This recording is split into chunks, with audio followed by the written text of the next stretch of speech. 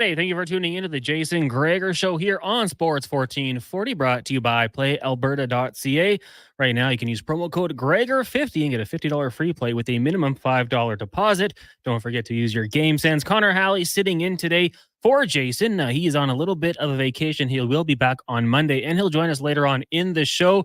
But you've got me, you've got Declan Kruger and Donovan Paulson with you here today on the Gregor Show. Of course, it is a positive Friday edition of the show. Game day, the Edmonton Oilers taking on the Dallas.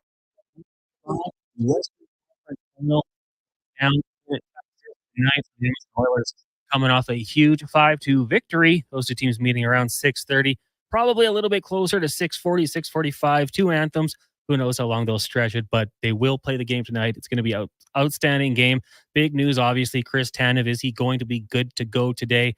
Word is game time decision. Optimism. But even if he's healthy or playing, how healthy is he and what can he do?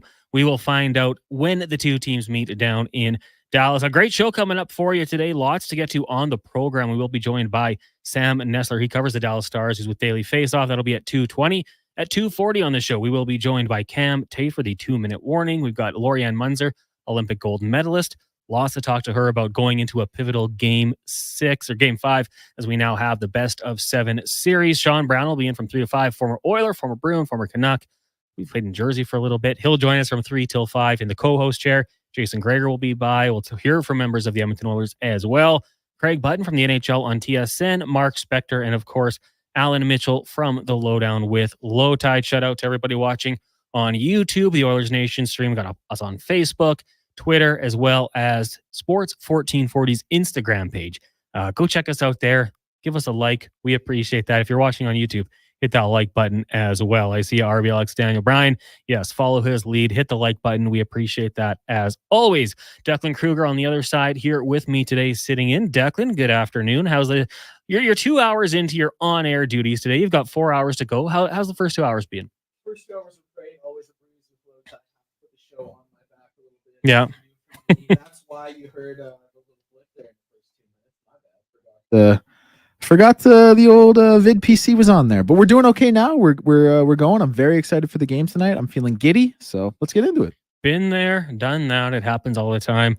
I was curious because the first thought was, oh, that's my fault, and then wait, no, it wasn't. But it's all good. Earlier on today, we had a big auction we were doing to raise money for Windhouse. Final winning bid goes to Todd from Bonnyville, $3,750. Windhouse, a local charity that helps, unfortunately, women that have been affected by domestic violence. They've been in the city for 50 years. So we've got $3,750 going their way. Congratulations to Todd. You've got the 2 tickets in the Chairman's Club. Those were donated from AMG, Amalgamated Mining and Tunneling. And they actually messaged us and said they were going to match the winning donation. So Todd, your bid goes now up to over $7,000. Big thank you to AMG for contributing. We had some people actually texting in saying, hey, we'd love to go to the game on Sunday night, Oilers Stars. Unfortunately, that price just a little high. I feel ya. But don't worry. We got you covered here on the Jason Gregor Show. As we have done in the past, we like to give the tickets away in a bit of a different fashion. So if you are trying to get tickets to the Oilers game on Sunday night, Oilers Stars game 6 could be an elimination game. Will be an elimination game. We're going to qualify 15 people. And like we've done in the past, it'll be a $100 donation towards Gregor's Grads. So we'll have 15 names in the bin, the ballot box, and one person will win those tickets. If you do want to donate $100 to Gregor's Grads and get in on the contest, just text in 1-833-401-1440. That is the text line. I'll provide you with the information from there. And once we get 15 people in, we'll do the draw. So it could be sooner than later. I know it's going to be quite the game. A lot of people are going to want to go to that one on Sunday night. Text into 1-833-401-1440, and we'll go from there. 15 people text in. You could do that in the first segment. We could do the draw right at 3 o'clock when Sean Brown gets here. Let him do it, perhaps. Maybe he'll have the good luck for you. We've got a couple names coming in already, so I'll keep that coming. Once we get to break here, I'll send you all the information. Provide your name as well so we know who you are. I've got a couple coming in here with no names already, so be quick. If you want to do this, $100 money raised will go to Gregor's Grads, and we'll send someone to the game on Sunday night. We kind of talked about it earlier today on Fantasy Frenzy with Brandon Douglas and myself from 11 to noon, and it kind of started where I wanted to talk about this.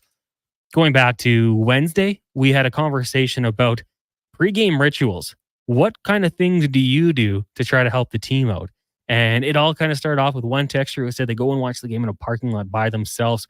I was curious about that texter watching the game. When the Oilers went down 2-0, did said texter go home? Did they ride it out? Maybe they were on their way to the parking lot to try to get this good luck for the Edmonton Oilers. Some people say it's food items they might have, wearing their lucky jersey. I know that's what Bob tells me all the time. Do you have any game day superstitions? And this might even go back to your playing days, maybe when you were playing, junior hockey or growing up playing football, baseball, basketball, hockey, soccer, whatever it was. Any superstitions, and does it translate over to the Edmonton Oilers in their levels? Because tonight, if you're trying to get some good vibes for this team, I think you want to use it. Oilers have a chance to go up 3-2 in the series. If they do that, Sunday night's game could be heading to the Stanley Cup final. Could happen. Let us know. 1-833-401-1440. Declan Kruger, you played a lot of sports growing up. Some team sports, some individual sports. Were you ever a superstitious guy or a little stitious? We have to make that reference. I was definitely superstitious. I was definitely ritualistic, I would say. But the weird thing about it is it was more just a mindset. Like there wasn't a specific thing I did. And I didn't have a specific pair of socks. I didn't have a specific meal, but it was just everything had to be kind of in order, if you will. Like I just had to have a very, very clear head. Things had to be very organized around me. I had to have a very precise schedule about what I was doing. So it's a little different than like you see Connor McDavid wearing the same pair of socks. You'll see like NFL wide receivers wearing the same gloves they've had since their freshman year of college. It was nothing like that, but everything had to be very, very level and very in order for me. I like that. Like it wasn't going to throw you off if something didn't happen, but you try to do things in a manner that was a bit of a ritual. It's weird because it's almost like it's so strange that I can't think of specifics because things would throw me off. But like for example, if I had it was always the worst with boxing because for that one I was obviously going into quote unquote a dangerous situation, and if I was leaving the house and I would see like a cord that wasn't raveled the way I needed it to be, I would have to fix it. Or if like a notepad was a little off center, I would have to go center it. It was things like that. Like things just had to be everything had to be like perfect and in order. And I think a big part of it was not that I'm a sports psychologist, but it was that I had this element of control over things and I didn't necessarily have that going into the event, Yeah. Sean texts in, speaking of superstitions, boys, every game I've been to in the playoffs, they've lost. So I'm giving my tickets away for Sunday's game. That's for the common man, that's quite the move. The greater good, for sure. Trying to help out the team. Let us know. 1-833-401-1440. Do you have any superstitions you partake in? Are you doing anything different today, trying to give the Oilers some good vibes on this positive Friday? Maybe you're ordering pizza from Papa John's. He's in code word Gregor. Get 20% off. Maybe it's something else, something you're going to be doing, getting ready, taking a different route home from work, perhaps. Let us know. 1-833-401-1440. Maddie C says, Declan, can't tell you how similar we are. Borderline OCD. Well, hey, you want those things ready to go.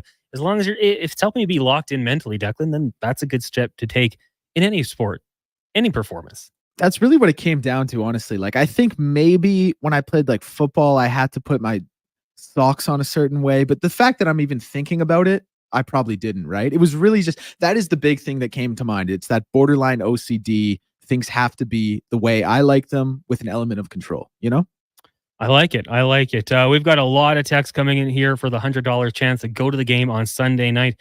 Like we said, first 15 people will get the nod. So if you were not getting a text back from me, unfortunately, you weren't quick enough. The Twitter fingers weren't fast enough, and you weren't able to get it in on time. But hey, who knows? Maybe some of these don't go through, and I'll have to send out to some more people. Cam, the man's dad, says, pre-game ritual, get home, crack a beer, change into my game day fit, all navy blue, rocking Leon socks and the third jersey, shot of tequila. Then settle in with a spiced run and come with a side of unbelievably strong anxiety standing in front of the TV watching. Guys, there is nothing like playoff hockey. Standing. That's probably a lot of you. When the game gets going, you're standing up, locked in. I was watching the game, I don't know, one of the games in the playoffs, and my wife's like, you're kind of like swaying with the game, like moving with the game. It's like when those people who are maybe not really gamers start playing a racing video game and they kind of move with the controller as the car goes. I think that's what I was doing, not intentionally, but yeah, it is interesting. Declan, a lot of people thinking you might have OCD. Yeah, I saw a couple of those come in.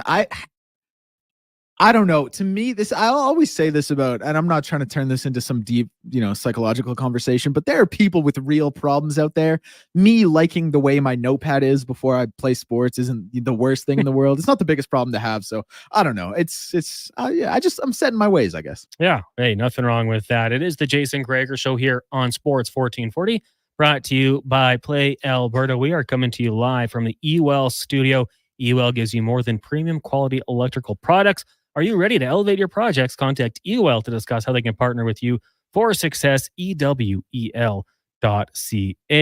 Montana to Rice says, I've got to be home by 6. Have a couple shower beers, hopefully 3 deep by 6:30. Then I pace in front of the TV for 3 hours. Shower beers, my kind of guy. That's I always thought that was kind of like a out on the road hotel type thing, or you're getting ready to go overnight on the town. But in this case, if you're home by 6, you have a shower. Yeah, you got to be doing it pretty quickly. So I like that efficiency. Not Fred says, friends of ours wear the same Oilers socks every game and won't wash them until the playoffs are over. They're going on holidays tomorrow. So she's putting them in a Ziploc outside pocket of her suitcase. Very good thinking. You want to have them on the outside so they're not infecting the rest of your clothes? Smart. Mark says, live in the outskirts. I was driving my son to his hockey game and he spotted a deer and he played really well. Always gets points when he saw a deer. Interesting. Maybe a little sign. The deer gods are watching you and they're sending you good vibes. Travis says, 2 Oilers fans from Calgary would be coming up. That has to be good luck. And well, unless you're bringing that Flames luck with you, Travis, I don't know. We don't need any of that stuff. Maybe it'll cleanse off you when you pass the border. And I'm talking about Red Deer. Once you get to our side, you're good to go. No name on this one. Oh, sorry. Skins. Wearing my old SSAC Southside Athletic Club tracksuit to support Skinner. Okay, never mind. No name on that one. Give us a name. But yeah. Southside alumni Stuart Skinner. Hey, that's awesome. Jamie says, superstitions. The guys we group chat with, one does tequila shots in the intermission with his wife. The other has beers, one a period. And the other had wings, second period, no matter what. I don't know, man. I hope they work. I know Brad Slater had told us that he had a bit of a thing going on with Donairs. And there's a certain Donair establishment in town. And whenever he had one from said place, he wins. Or the Oilers win. So, I mean, I hope it continues. I hope it doesn't fall through on this one. But I like what everybody is doing to do their part and get it going for the Edmonton Oilers. Just quickly, thank you to Todd from Bonnyville for making that donation to Winhouse. He is going to the game on Sunday on part of our earlier fundraiser. $7,000. We're going to raise like $8,500 a day for charities in town here. So shout out to you guys. Positive vibes going out there for the city of Edmonton.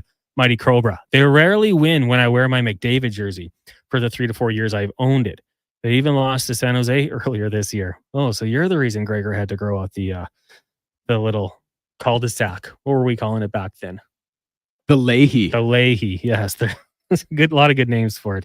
It sits nicely on a chair in the bedroom. Almost put it on last game at 2-zip, but stayed the course with my old team jersey. A lot more things in my game day routine. Had dinner in the first intermission for games 2 and 3. Plus, wife came out to the garage for a couple smokes during the game. So had dinner Wednesday and banter from the garage.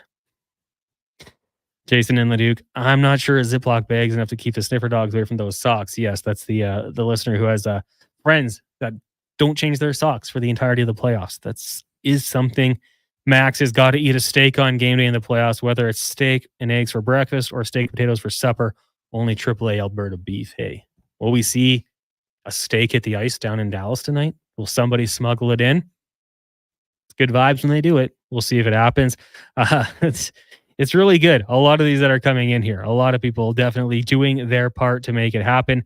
Rowdy Roddy says, hey boys, Connor, Declan, great show. Watching guys on YouTube. Hey, to everyone on YouTube, thank you for tuning in. Hit that like button. I'm beyond superstitious. My signed Messier jersey, Oilers and Rangers, my Dave Brown jersey. I've had a hat that I had in my pocket in the delivery room when my son was born in 2001. I only bring it out in dire moments. From Rowdy Roddy. Oh, there's the hat. It looks good. Got to be happy with the Niners offseason as well. Joanne Jennings, I believe, signed a 2-year extension, Roddy. That's a nice little depth piece there. Dave in the 204 says, I switch hats every goal against. How many hats do you have? And are they all Oilers hats? Bill says I have to listen to Jack and Bob and watch the TV with the sound off. For some reason, a regular season delay of 12 seconds turns into 32 seconds during the playoffs. Makes it hard to listen and watch different sources, but it does give you a lot of time to get to the TV to watch a goal. I get that. Where I'm currently living, their upstairs TV is like 8 seconds ahead.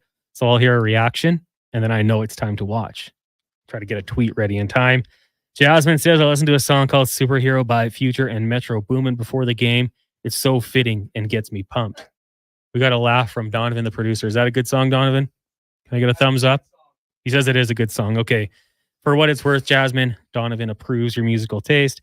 John says, I'm a numbers guy. 5, 7, 6, 4. 5 games against the Kings, 7 against Vancouver, 6 against the Stars, 4 against. Call me crazy, but I don't care. I would never call you crazy. And then Conrad says, what do you need from me for the $100 draw? Well, you had to be one of the first 15 people to get that in. So I'm going to go back during the break and we will roll through here, try to find out who the first 15 were. I'm going to send you guys the information. I'm going to tell you where to send some money. And once you're confirmed to send that money, I'm going to enter you into the draw. I have to go find a bucket of some sort to make this happen. But the first 15 people that did text in, you're going to donate $100 to Gregor's Grads. That's going to provide 5 kids with a suit for their graduation. So that's awesome. And really appreciate Gregor for donating those tickets, sending 2 people to the game, and also giving people the opportunity to go to a game while helping out some kids at the exact same time. Like I said, great show coming up for you today on the show. Gregor will be by at around 3:20 from his vacationing destination to share his thoughts on the Oilers and Stars. We've also got Sam Nestler talking Stars from Daily Faceoff. That's up next. Cam Tate, Laurianne Munzer, Sean Brown, Craig Button, Mark Spector, Alan Mitchell. A loaded show to get you right till 6 o'clock. And then the fine folks at Turn Sports will take over. Connor Halley, Declan Kruger, Donovan Paulson with you here. It is the Jason Gregor Show, brought to you by PlayAlberta.ca.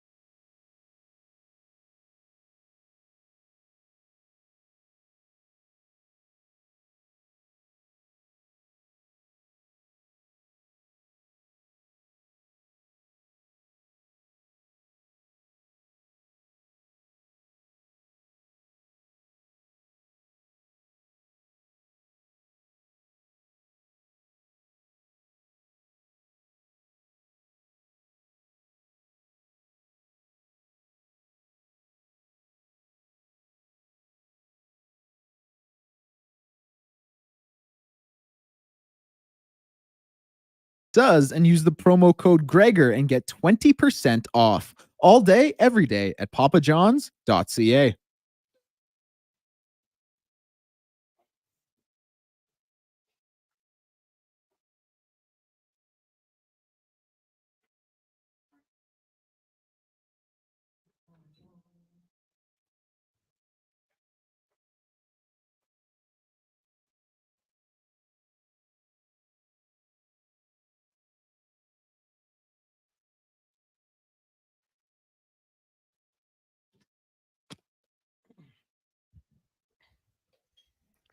Welcome back to the Jason Gregor Show here on Sports 1440, brought to you by PlayAlberta.ca. Connor Halley, Declan Kruger, Donovan Paulson with you today.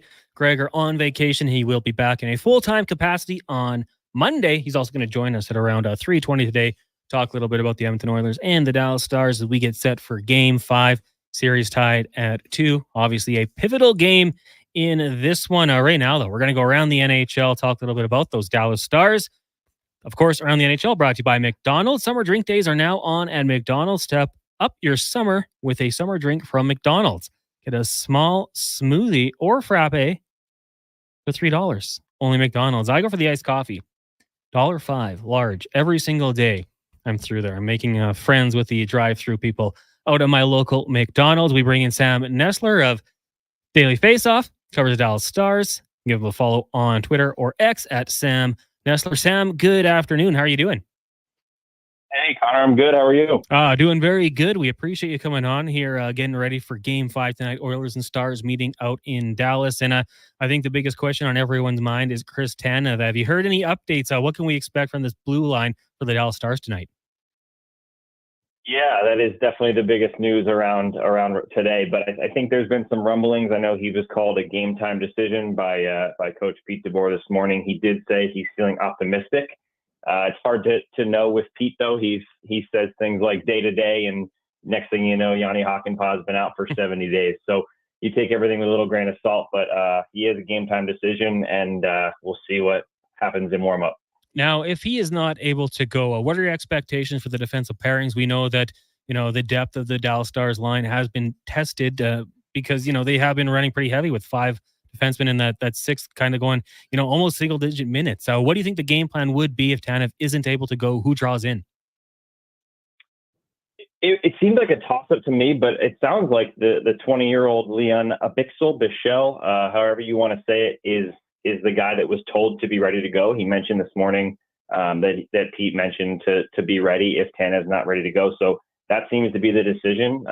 They also have a couple guys that could go in. Niels Lundqvist has playoff experience, but he's kind of lost the trust of the coaches this year. He was, as you were mentioning, playing 4 minutes or so a game for the beginning of the first 2 rounds.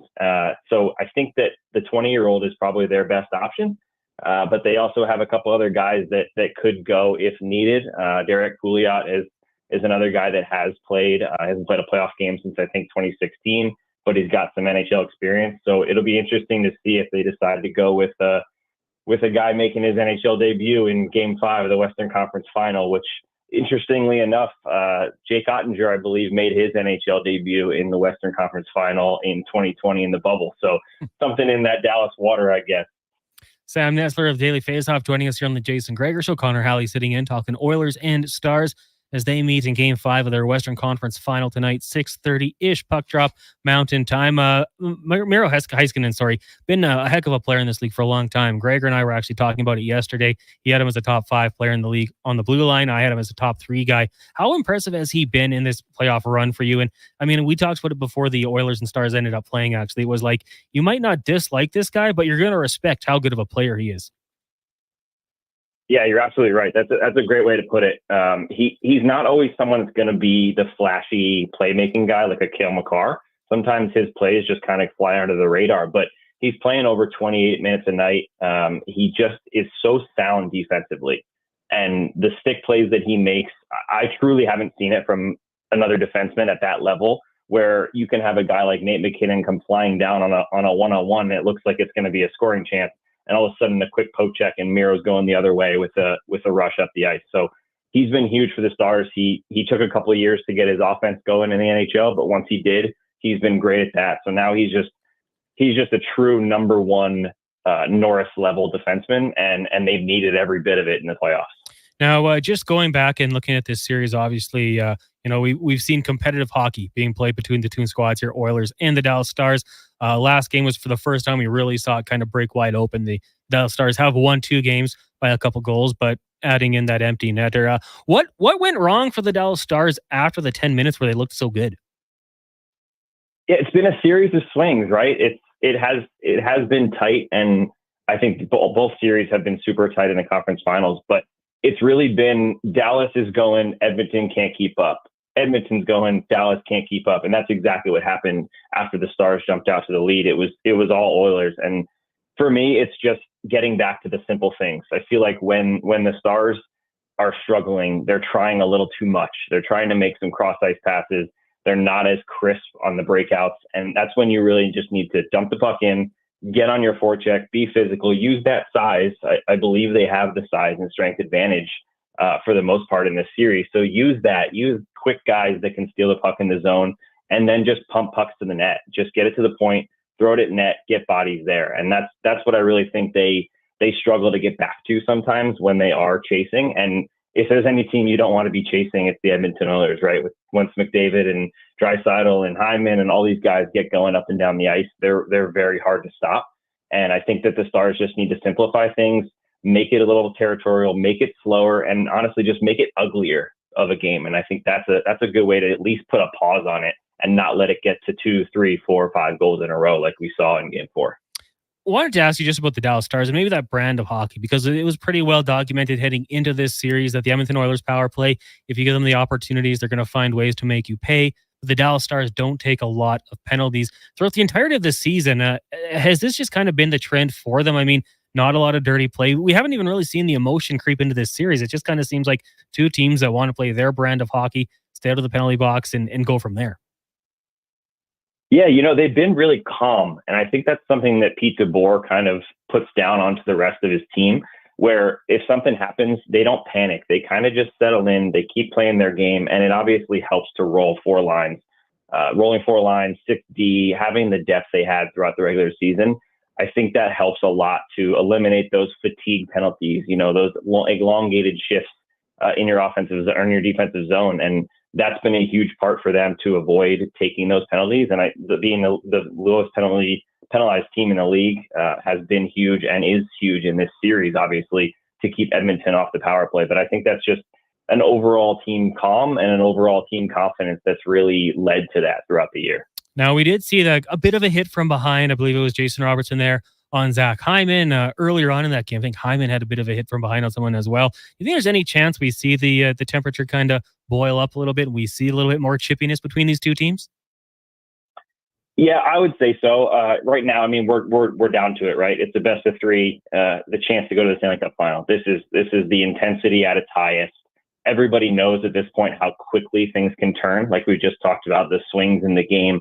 Everyone's going to be trying their best to avoid those swings going in the opposite direction, right? So if that means you got to slow things down, Jamie Benn needs to hang out a little bit around Stuart Skinner, or vice versa, Zach Hyman, Corey Perry, someone needs to get in the face of Jake Ottinger a little bit and really stir things up. That's kind of how I see it heating up versus, maybe some dirtier hits or fights or things like that. I think it's just going to be more of that territorial, I'm going to be here until you move me kind of attitude. Mm-hmm. And that's what I see happening in these next 3 games, which, let's be honest, it feels like this series is going to 7 games. Oh, yeah. The way things have been going. I took Stars in 6, and then before I made it official, I backed onto the Oilers bandwagon, took Oilers in 6. But it just seems like this one's going to go 7 the way these two teams have been playing. Jake Ottinger, what have you made of his play so far in this series? Yeah, he's been good. I think that he hasn't had to steal a game necessarily, but for example, a perfect example is when the Stars went down 2-0 in I believe it was Game 3. That's the kind of time where you just need him to settle your team down. And he makes, I think he had 8 or 9 saves in that period. He makes a couple huge ones, and that's what he's been really good at in his career. Is he's not always going to steal the game. Like he had to early on when the Stars were really depleted against Calgary in the playoffs a couple of years ago. He doesn't have to be that anymore. The Stars are a better team. There's a reason why they're here. And all they really need from him is to make that save in a key moment and settle your team down a little bit. But if you look at his stats, he's been good. He's been solid for them. And overall, he's got a .905 save percentage during the regular season, which wasn't his best. But then he comes in the playoffs and he's sitting in .919 right now. So he stepped up when they needed him. And it'll be interesting to see if he's really relied on, in these kind of moments. Because last game, when the swing we were just talking about, when Edmonton scores 4 in a row in seemingly, a few minutes, if he's able to make one of those saves, maybe he gets over and somehow stops Ian Mark on that play and the game changes completely. So it'll be interesting to see if he can kind of steal that, or vice versa. If Stuart Skinner, who has really impressed me and surprised me in this series with how well he's played, if he can make that save, right? That's sometimes what it comes down to in these pivotal swing games. Yeah, that's actually was going to be my next question. As Sam Nestler joins us, covers Dallas Stars with Daily Faceoff. I mean, Stuart Skinner, if you were watching from afar, you probably had heard, he got pulled against the Canucks and, the crowd's getting on him. There's some shaky goals, but it seems like he's brought his A game against the Dallas Stars so far. Yeah, you're absolutely right. And it's really impressed me. Like, it's not a whole lot of times that I'm completely blown away and shocked. And like you just mentioned, I was thinking the Stars would win this series in 5 or 6 games, just mostly because of that goaltending issue. And it's become an issue for Edmonton, right? Anyone around the city has now seen Skinner struggle through a couple seasons, and he's hearing all about how he's got the worst save percentage in salary cap era and all these things. And then what does he do? He comes in and he's excellent in game 1. He's excellent in game 2. Struggles a little bit in the game 3 loss, and then he's good again. So it's really impressed me, and I think that is just miles and miles huge for the Oilers, because they don't need him to be amazing. It's like Colorado back when they won the Cup a few years ago. They didn't need the best goaltending in the world from Darcy Kemper, but he was good enough, and then the team was good enough to win the Cup with that. So that's what I kind of feel like with the Oilers, but he's been better. And that's a really big test for the Stars, because I think that was something that not necessarily the team was counting on, but I'll definitely say the fan base was counting on a few soft goals going in from the blue line on Skinner to give them some separation in the series. And that just hasn't really happened. Sam, one more before we let you go here. Just want to get your thoughts on the Eastern Conference Final. Panthers took a 3-2 series lead over the Rangers. You think that one gets wrapped up over the weekend? I don't. I don't really know what to expect from that series, just like this one. But I think it's going 7. I think it's going to be a 7-game series. I think Florida is the better team, in my opinion. I believe they have kind of been destined to go back to the Stanley Cup final ever since they lost last year. And they're so much a better team than they were on that kind of Cinderella run last year. But I really do think it's going to go game 7. So I think that tomorrow New York finds a way, and it's a coin toss, 100%. I think all 4 teams in the conference final are true Stanley Cup contenders, which has not always been the case. And we don't always see this even of play. And I really think that that Florida-New York series, and as well as this Dallas-Edmonton one, are destined for 7 games. Sam, thanks so much for doing this today. Really appreciate it, and enjoy the game tonight. Yeah, you too, Connor. Thanks for having me. Absolutely. That is Sam Nestler, covers Dallas Stars with Daily Faceoff. Big thank you to Sam for hopping on the program, giving us a little update on what's going on down in Dallas. We'll see what happens with Chris Tanev. There's optimism, but we don't know for sure. Game time decision. Before we had Sam on, we were talking about some of your superstitions on Oilers game day. Mike says, I'm not a superstitious guy, but on Tuesday I had all of my wisdom teeth pulled, and my wife offered to make me Jell-O for the next day. She asked me which colors I wanted. I said orange and blue for the game on Wednesday. She told me she didn't have enough time to layer it, so she mixed the two together. They turned dark green. I had a chuckle about it and ate the Dallas Stars for breakfast on game day. Mike from Wetaskiwin, hope the rehabilitation process is good. Hopefully you're doing that again. Eat some green Jell-O. Trevor says on game day, I make sure I've got a pair of Oilers socks on all day to get the good vibes going early. And then when I get home, depending on how serious we need to win, it'll depend on which jersey I put on. And then I will stand and pace around the living room the entire game. Trevor and Airdrie.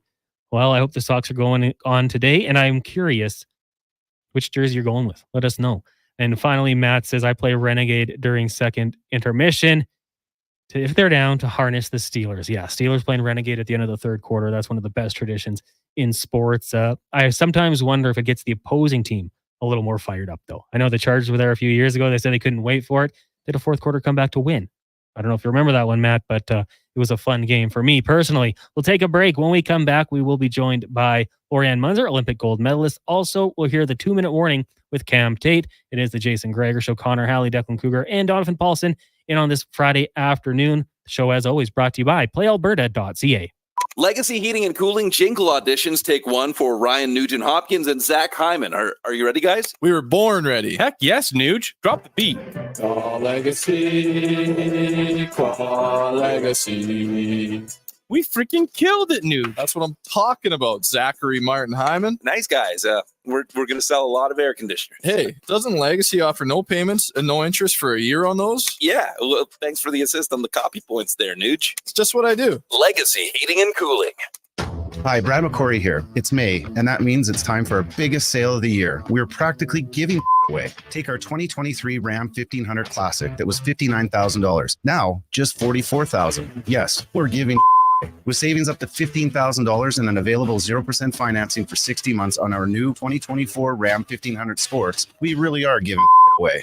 Hey, why do you keep bleeping me? I was just saying we were giving trucks away during our biggest sale of the year. Head up the trail and see how easy it is to do business at St. Albert Dodge. Try the new extra large New York style crispy pepperoni pizza only from Papa John's. Get you some of that crispy, curly, cuppy pepperoni on top of an extra large New York style crust pizza with creamy tomato sauce and a 3-cheese blend. This ain't around forever, so walk fast like you're in NYC and order one now. The extra large New York style crispy pepperoni pizza for just $22.99, only at Papa John's. Better ingredients, better pizza, better get you some.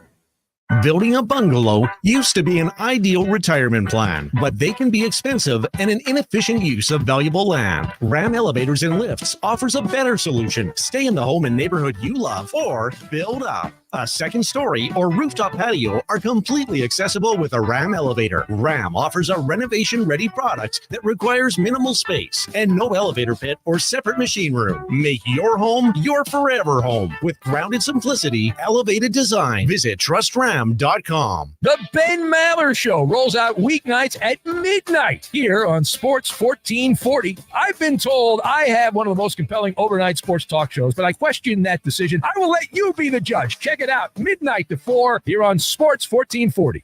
Heavy hauling in the worst of climates can be dreadful. Take the stress off the job with AccuSteel Heavy Haul Trailers. They redefine heavy hauling with premium heavy haul trailers designed, manufactured, and battle tested in the harshest of conditions. And if your heavy haul trailer has issues, their full service and frame inspections will tell you exactly what's wrong and why. They take the guessing out of repair work with quality engineered frame repairs that get you back working quick. Discover the difference at AccuSteel.ca.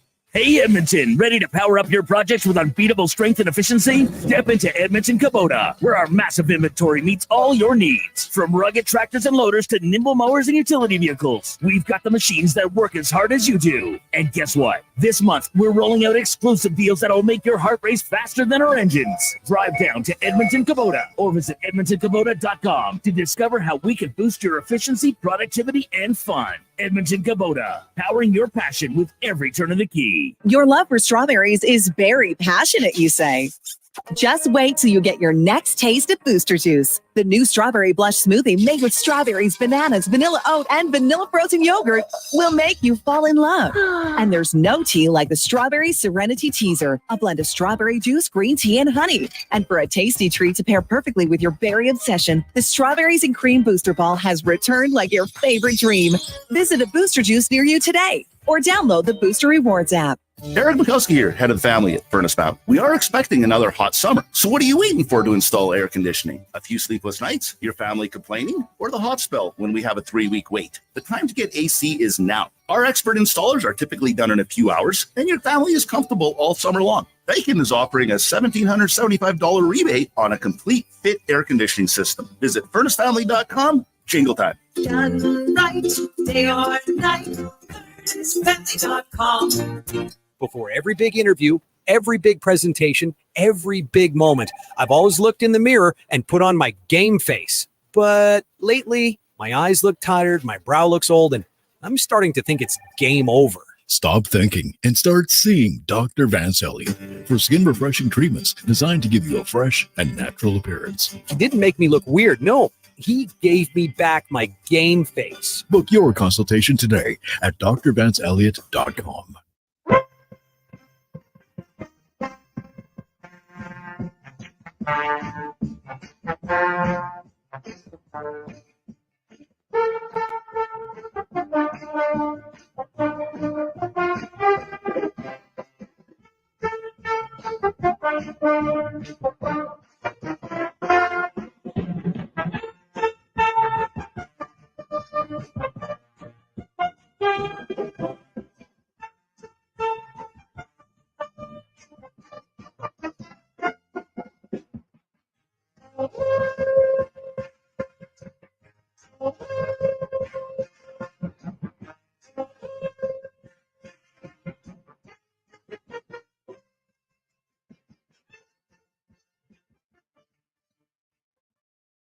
And Stars meeting down in Dallas just after 6:30. Game 5 series tied at 2 games apiece. Of course, we'll cover that and a whole lot more here on the Jason Gregor Show. A shout out to the 15 first people that got in that $100 donation to Gregor's Grads. Get that donation in. Gregor's going to confirm to me that they have gone through, and then we'll do the draw. 2 tickets up for grabs to the Oilers Stars Game 6 down here in Edmonton, and we'll raise $1,500 for Gregor's Grads. That's going to get 5 young men suits for their graduations, and we thank you everyone who wanted to get in on it. Let's assume this run keeps on going. We might be able to do that a few more times in the process. We are going to get to Laurianne Munzer, Olympic gold medalist, in just a second here, but first we're going to get to Cam Tate's 2-minute warning. For those who don't know, Cam Tate, born with cerebral palsy, unable to speak and wanted to be on the radio, so we do have through the power of technology, Cam Tate's thoughts. We're going to get to those in a second. As always, brought to you by Legacy Heating and Cooling, home of no payments, no interest for 1 year on your AC unit. Stay cool all summer at legacyheating.ca. Here is Cam Tate's 2-minute warning. Today, a letter from Cam to Kevin Bieksa. Mr. Kevin Bieksa. Care of Sportsnet Hockey Night in Canada. Dear Mr. Bieksa, ever get a letter from the living dead? This is your lucky day. Aren't you proud? I am referencing your comments Wednesday night on your big show calling the Edmonton media, and I quote, raw, dead and dumb. Nice going. Now I'm usually a fan of yours. I like your humor, timing, and hockey insights. You do, however, need better ties. I do not, on any level, appreciate your discernation of the industry I have loved for 45 years, coming up this August. This isn't about me. This is about my sports writing friends who have earned my professional respect through their unbelievable work ethic, under even more unbelievable deadlines with all kinds of moving parts. Mr. Bieksa, let's take a game day on the road, shall we? As a player, you head to the rink for, if you want, a light skate, answer a few questions from the Raw Dumb Dreadhead section, go home, have PRE game eatsies, and then afternoon sleepies, get up, get dressed, go play the game, and when you drive out of the arena's parking lot in your chartered bus, drive onto the airport tarmac to a waiting chartered aircraft, with the turbine spinning, waiting to take you to the next city. The Dumb Deadheads crew do the same, but more. In between the skate they write a piece advancing the game, do video, social media posts, go back to their hotel to make sure they have all their notes for the game, rush back to the rink, cover the game, do post-game interviews, and then write their stories. If they're lucky, they'll file their story the same time you tuck into your 44-star hotel for night sleepies. The dead dumb guys then get a 5 a.m. wake-up call, head to the airport, fly to meet the team, and then do it all again. While thinking of something new, keyword here, Mr. Bieksa, new, to write. Now you were all fired up with the Raw Deadheads asking Oilers defenseman Darnell Nurse Wednesday morning about Game 3, where he struggled. I was there, sir, in the scrum that lasted 61 seconds. Nurse, he had 5 questions. They were all legitimate questions. Very legitimate. In other words, no shots fired over the bow. And for you, Mr. Bieksa, to label the Edmonton media is fundamentally wrong. But what the hell do I know? I'm just a dumb deadhead who is raw. The 2-minute warning with Cam Tate. Monday, Friday, Jason Gregor Show. Sports 1440. Cam Tate coming out firing with a 2-minute warning. Yes, the meet in Edmonton.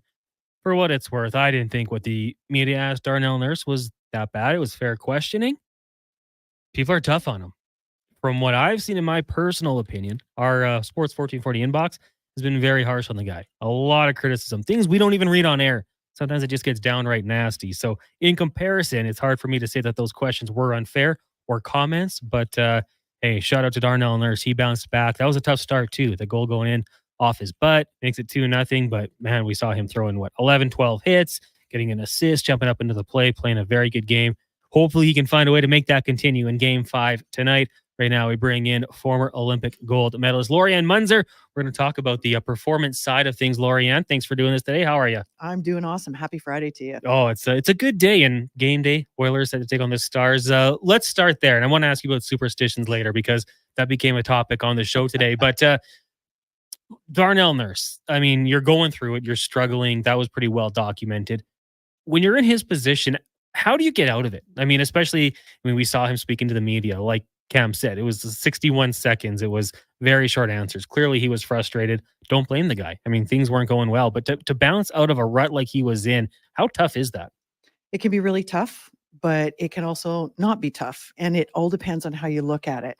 If you're looking at it like, okay, this is a moment, you compartmentalize it, and then you just take it, you throw it aside, you get rid of it, you release it, and then you move on to the most important stuff. What is the most important thing in front of you next to do? Because if you keep marinating on it, and I use the word marinating, you're going to be stuck in it.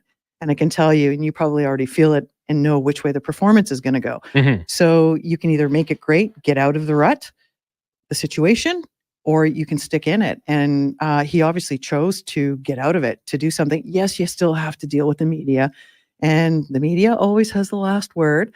So how can you think about it from an athletic point of view when you're getting hammered by the media and reframe it? And you don't have the last word no matter what.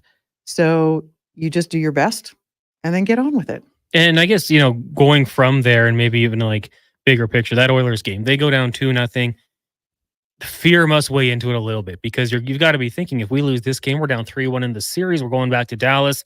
We're facing elimination. It's going to be tough. But what do you think the words were being said on the bench just to try to find your way to, one, stop the bleeding and prevent the Stars from scoring again, but also knowing at some point you got to start scoring as well? Absolutely. I think where the shift comes from is thinking and playing and executing like it's game 7. Every game from here on in is game 7. It's do or die because you've got to get to 3. Then you've got to get to 4 and then sink the battleship. And if you're not thinking and being and acting and operating in that mindset, yep, they're going to probably have another start and they're going to keep going and they're going to keep hammering those pucks into the net. And you can either let them do that or play like you've got the whole city on your shoulders. No pressure, right? Yeah. But there is an expectation. So you go out and you play it like it's game 7. I wouldn't, if I'm Connor, that's what I'm thinking. If I'm Skinner, that's what I'm thinking. If I'm Bouchard, that's what I'm thinking. If I'm any of the players, that is what I believe needs to be going through their mind. When you're on a team and, maybe you've seen it, on the Canadian national team and you see someone going through the struggles, you can tell something's wrong. How tough is it to go approach them? Because they are still a professional, but maybe you being a veteran, is it tough to go in there and try to give them advice on what they might be able to do? Sometimes it is. And sometimes you get dares thrown at you as you're going in. It's just like, whoop, okay, sidestep it. But the other thing is imparting words of wisdom. Can I share maybe an experience that I had where I was able to flip it around? And if you're able to share a story, usually it's more accepted or it's easier accepted. And I mean, we've all been in those situations. Those are the situations that you learn the most. You come out stronger, even more. Sometimes you don't come out of them, which is always awful to see. It doesn't matter which sport or who it is, but reframing it, giving them a story, you're not alone, is, I believe, one of the biggest components. And you know what? Usually when you share something real, something that maybe nobody's ever seen or didn't think you experienced or were thinking that stuff, or that your head was in the ground and you were just like, I can't get up. There's no way I can do this, is to be able to prove it to yourself. Because I love to offer a challenge after is, okay, prove it to yourself. Go show us what you're made out of. Laurianne Munzer joining us here on the Jason Gregor Show. Connor Halley sitting in for Gregor today. I want to ask you about superstition.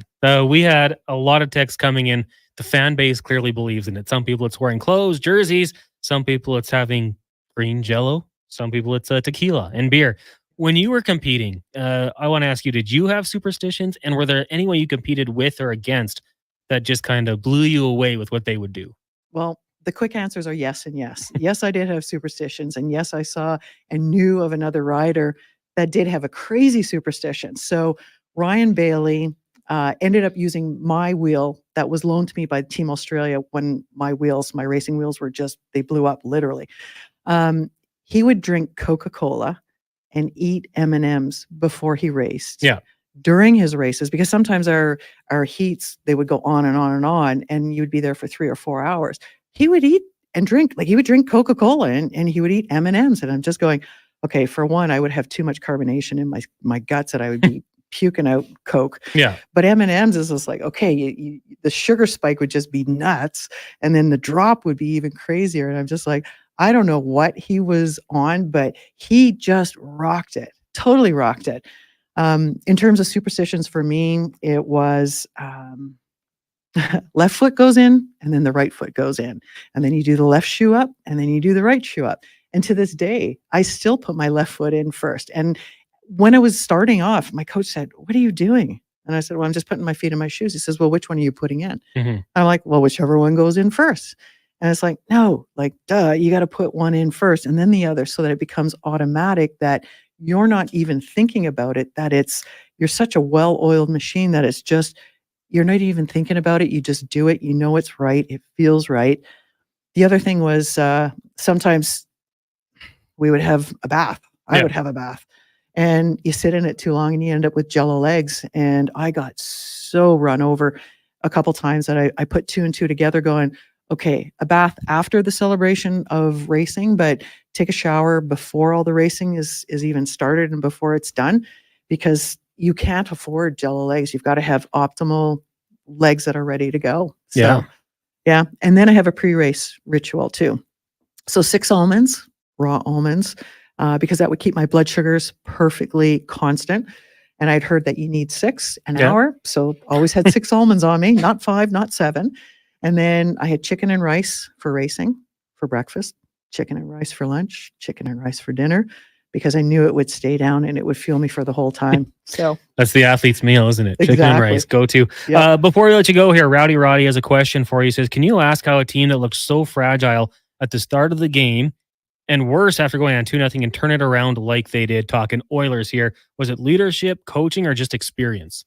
All of the above. Mm-hmm. It's not just one thing. It's many things put together in small ways that add up to the change that we see here today.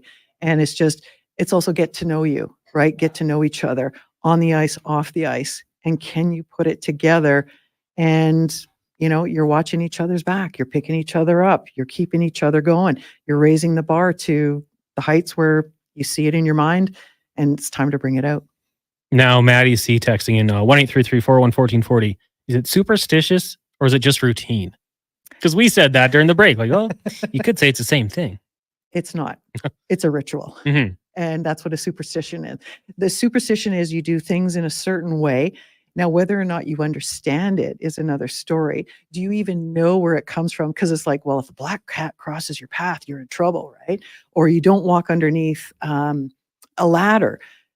Yeah, those are probably a little bit more superstitions. But then the ritual is you have a certain meal before you race. It used to be when I was doing road, it would be spaghetti, but bolognese sauce, not meat sauce, because you can't digest the meat quick enough.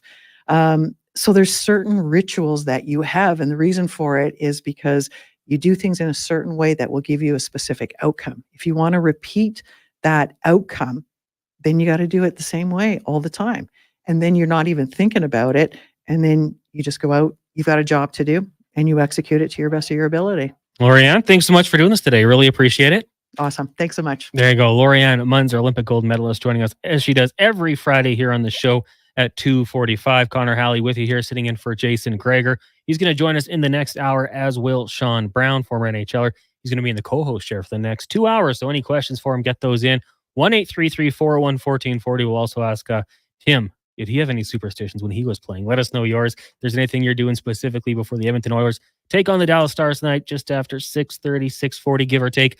Let us know at the text line. We'll take a break, though. When we come back, Sean Brown, Jason Gregor, and a whole lot more here on the Jason Gregor Show, brought to you by PlayAlberta.ca. But first, we're going to get to a Sports 1440 update with Declan Kruger, brought to you by your Alberta GMC dealers. Get up to $5,300 cash purchase credit on a 2024 Sierra, $1,500 Denali Ultimate, plus eligible Costco members can save $1,200 bonus on select trucks. This to the Sports 1440 update.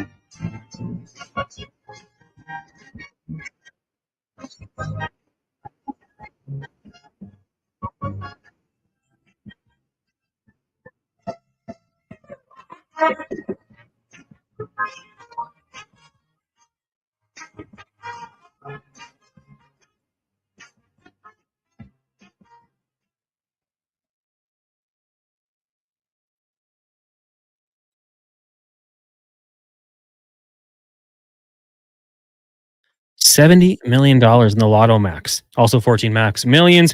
Play Alberta.ca. Use your game sense if you're going to jump in there. Coming to you live from the eWell studios. You can text the eWell inbox 1-833-401-4. And with you.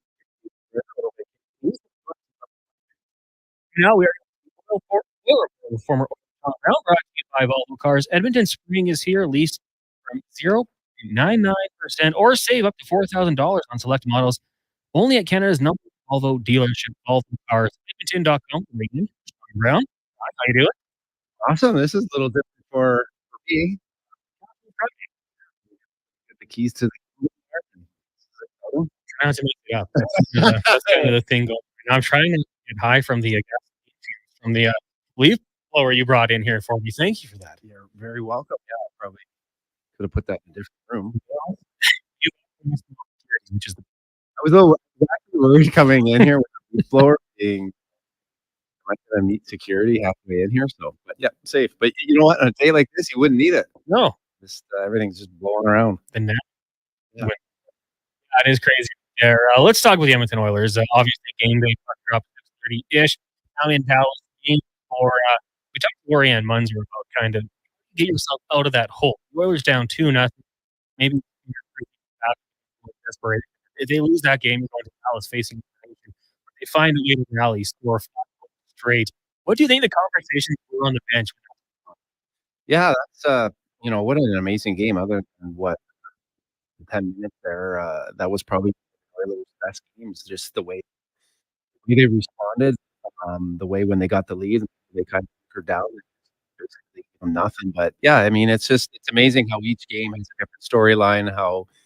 How you have to get over each shift, each period, each game, and move on and not get caught up in certain situations. And there was a lot of good storylines. I mean, we all know the Darnell Nurse interview and how that went. And so that was kind of interesting for me to kind of tune in and watch to see how he was going to play. And I was so impressed with his game and how he handled himself. This game isn't an easy game to play, period. And, and then when you put the spotlight and bullseye on you like that, and he obviously, handled it on the ice the way he should have. I mean, it was great. But yeah, the mindset going into a game like that with, all those different emotions, with the building buzzing and the pressure, it's, when I think back to my experiences you're just, people quite often are like, hey, do you remember this fan, or, how loud they were, or different situations outside of the actual game. And you really don't, because you're so focused on, shift by shift and how you have to play. And I was always scared to get out of that moment. Right. And I think everyone else felt and feels the same way, that these types of games and scenarios, you have to be in that moment and can only be in that moment. Going into this one, I know at practice today, Tony Brower of Oilers TV had kind of reported that Sam Carrick might be getting into the lineup. If so, it could be for Derek Ryan. Would you be making any roster moves going into Game 5 here? Yeah, I mean, that's tough. I mean, it's always you want to win. Your goal is to win, and you know what? You put a lineup, and he made significant changes, not just one change, but he made multiple changes, which is impressive in itself. I mean, he has done a unbelievable job of pushing the right buttons and has an unbelievable feeling for his players and his team and what it needs and what it doesn't need. So it's hard to scrutinize anything that he's done, because he's done such a super job. And when the ultimate goal is to win, and that's what he's doing, for me, I always thought and liked it when you did win. I liked it when a coach went with that same lineup, right? Because obviously everyone in that lineup did something or enough to get what you actually wanted, and it was a nice feeling knowing that, you know, if maybe you didn't play your best game, that there was a really good chance that you're going to be able to redeem yourself and maybe get your game where it needs to be, and you're going to get another shot. But I'm not sure with Coach Knobloch and how he looks at things. I think he looks at it, you know, I don't think there's a coach in the NHL and the playoffs now that's pushed more buttons and probably coached and made more coaching decisions and had such a positive impact on his team. So for me, I really, and I think we've talked about it in the past with Jason, like Carrick to me brings a dimension to his game, the physicality and the speed, the grit that a lot of the bottom six players, like they don't have that, right? Yeah. So I would have him in there.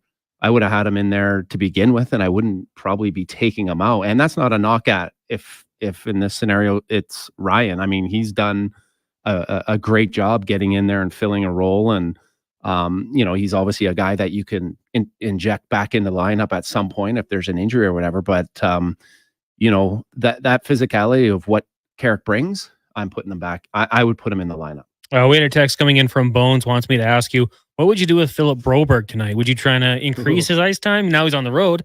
Maybe matchups become a thing, but what would be the plan for 86 out there?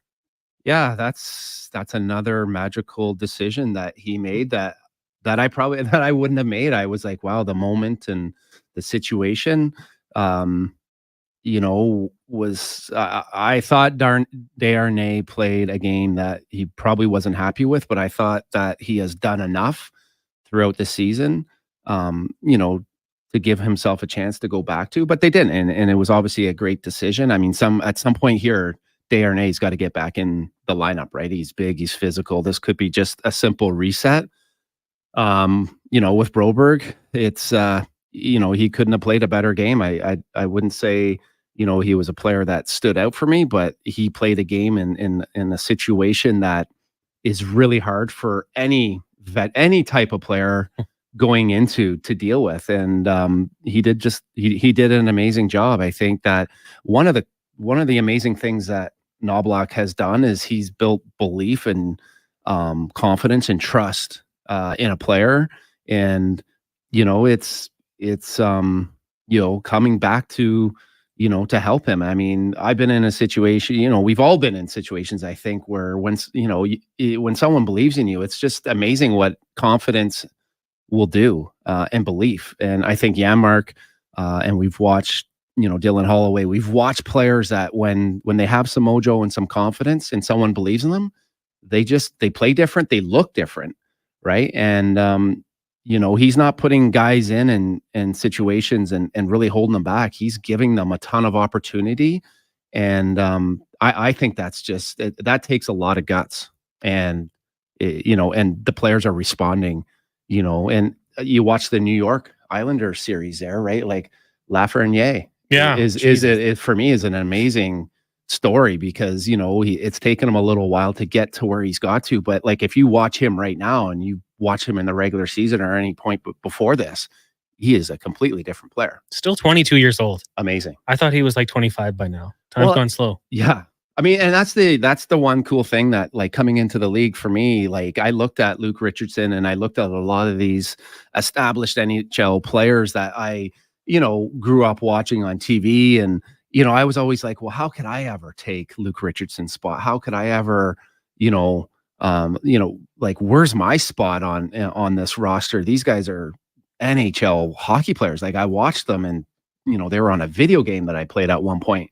I think today's athlete, the most amazing thing about them is that they come in and they respect the player. They don't fear him, right? They're coming in and they're like, hey, you know, they have a different mindset. You know, they know and feel like they can play in the game, and whether they're 19, 20, 21, they are way more confident, I feel, than my generation coming into the league. Did you notice that at all towards the end of your time playing pro? Or do you think that's a relatively new thing? No, I think it was slowly coming in as I was, you know, getting older. You could just see that, you know, the different mindset in kids and when they came in, and just parenting was different, coaching was obviously changing, and they when they were on the ice, and it's not a lack of respect, for sure not. It's just a belief that they have, and and it's just, and I think that's what you look through the Stan Coven there. Like you look at these young players, like they're coming in and they're prepared. Wyatt Johnston as well. Wyatt Johnston, like they're Thomas Harley. Yeah, there you go. So they're prepared, and they're confident. Their skills, they're strong, right? It's amazing to watch. They're not sitting back. And I actually talked to Joaquin Gage quite a bit, because he lives in Edmonton here, and we always talk about the mental side of the game, and things you'd maybe do different, and how you would look at doing it differently coming up, and that's to be honest with you, that's, and talking with a lot of kids and parents, like that's the separator in all athletes, right? Is just once you get closer to the top, or at the top, everyone kind of skates similar, everyone shoots similar, everyone has like a similar skill set. But really what separates you is how you think. And I know you had Laurianne here just before me. And, growing up, it was always get in the gym, work out, get on the ice, work on your skills. And not once did my dad or anyone ever tell me, hey, how's your mental game? That was something I just kind of had to figure out and toy with myself. But I think the mental side of the game is so untouched for athletes. We're just scratching the surface, and I think it's something that if any kids could add to their training, that is what's going to separate you once you get to that scenario where everyone's very similar. Yeah. Well, we'll take a break. When we come back, we'll be joined by Jason Gregor. I do want to ask you, just talking about Philip Broberg and his ability to jump into the playoffs, because you had to do it a couple of times in your career as well, right? And the leap from the regular season to the postseason. I want to talk to you about that later on in the show. But when we come back, we'll be joined by Jason Gregor on location. I'm not exactly sure where he is. He didn't let me know, but he is taking a few days off. He'll be back on Monday. He's going to join us next to discuss the Oilers and the Dallas Stars as they get ready to play tonight down in Dallas. Game 5. Puck drop just after 6:40. It is the Jason Gregor Show, brought to you by PlayAlberta.ca, coming to you live on Sports 1440, Oilers Nation, YouTube, Facebook, Twitter streams, as well as Instagram.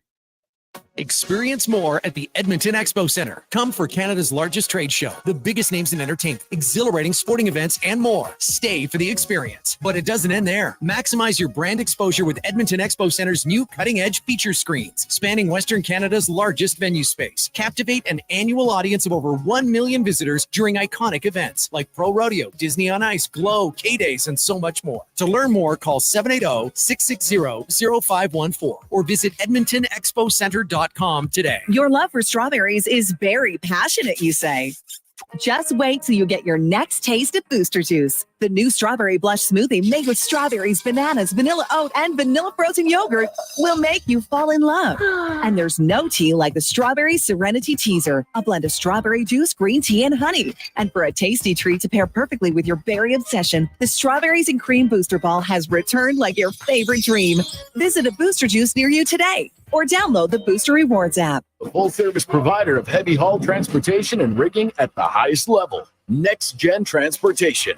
We're developing new and innovative ways to transport oversized and overweight equipment to remote and challenging locations. Our Next Gen team leads with a wealth of experience and expertise. But most importantly, we put safety first, so everyone gets home safely. We also take great pride in supporting our local community programs and teams. Good luck to everyone this season and in the year ahead. Visit nextgentransportation.com. Join Kidsport Edmonton's Bids for Kids, presented by GS Construction, June 19th, 5:30 to 8:30 p.m. at the Bell in Scona. Celebrate 29 years of Kidsport with 90s attire and courage. Tickets are $75, including entry into a mountain getaway draw. Enjoy a night of sports talk, appetizers and bevies, silent auction, 50-50, and a beer tree raffle. All funds raised support local Kidsport Kids registration fees. Visit kidsportbids4kids.com for tickets. Event is 18+. The Toronto Blue Jays are on Sports 1440. Every weekend, catch all the action with play-by-play announcer Ben Schulman. The Blue Jays, this Saturday and Sunday on Sports 1440. Edmonton's home for all things sports. When summer brings the heat, McDonald's brings the chill. During summer drink days, enjoy a small iced coffee or a refreshing Coca-Cola for $1 plus tax and step up your summer today. At participating McDonald's restaurants in Canada, prices exclude delivery. Your business is unique. It has its own challenges and its own risks. Does your commercial insurance reflect that? At High Street Insurance, we believe in a personalized approach. As an independent broker, we take the time to create a partnership with you. We get to know your business and ensure that your insurance coverage is specifically designed to protect what matters to you. Insurance that's dependable, transparent, and tailored to suit your unique needs. Good protection starts with understanding you. Reach out to us today at highstreetinsurance.com.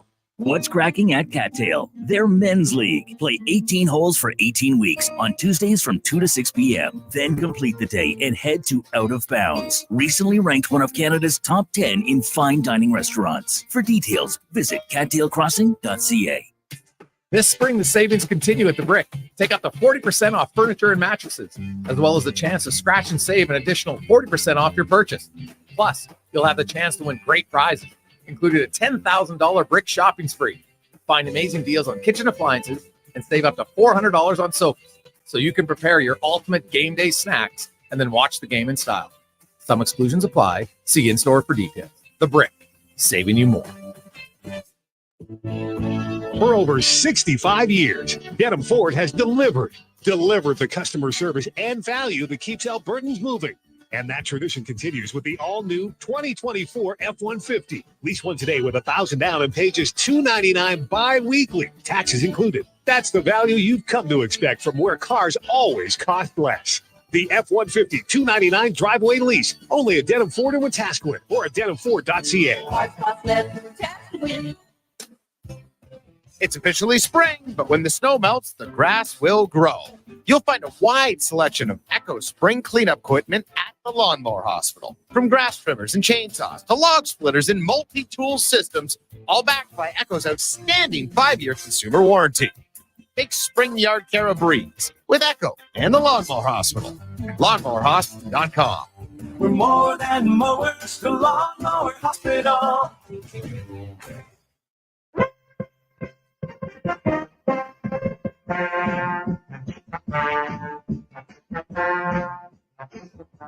Portions of this hour brought to you by Japa Machinery. Japa is digging deep on their 50-year history of supporting Alberta's construction industry with their line of special edition blackout excavators. Visit japamachinery.com for all the details.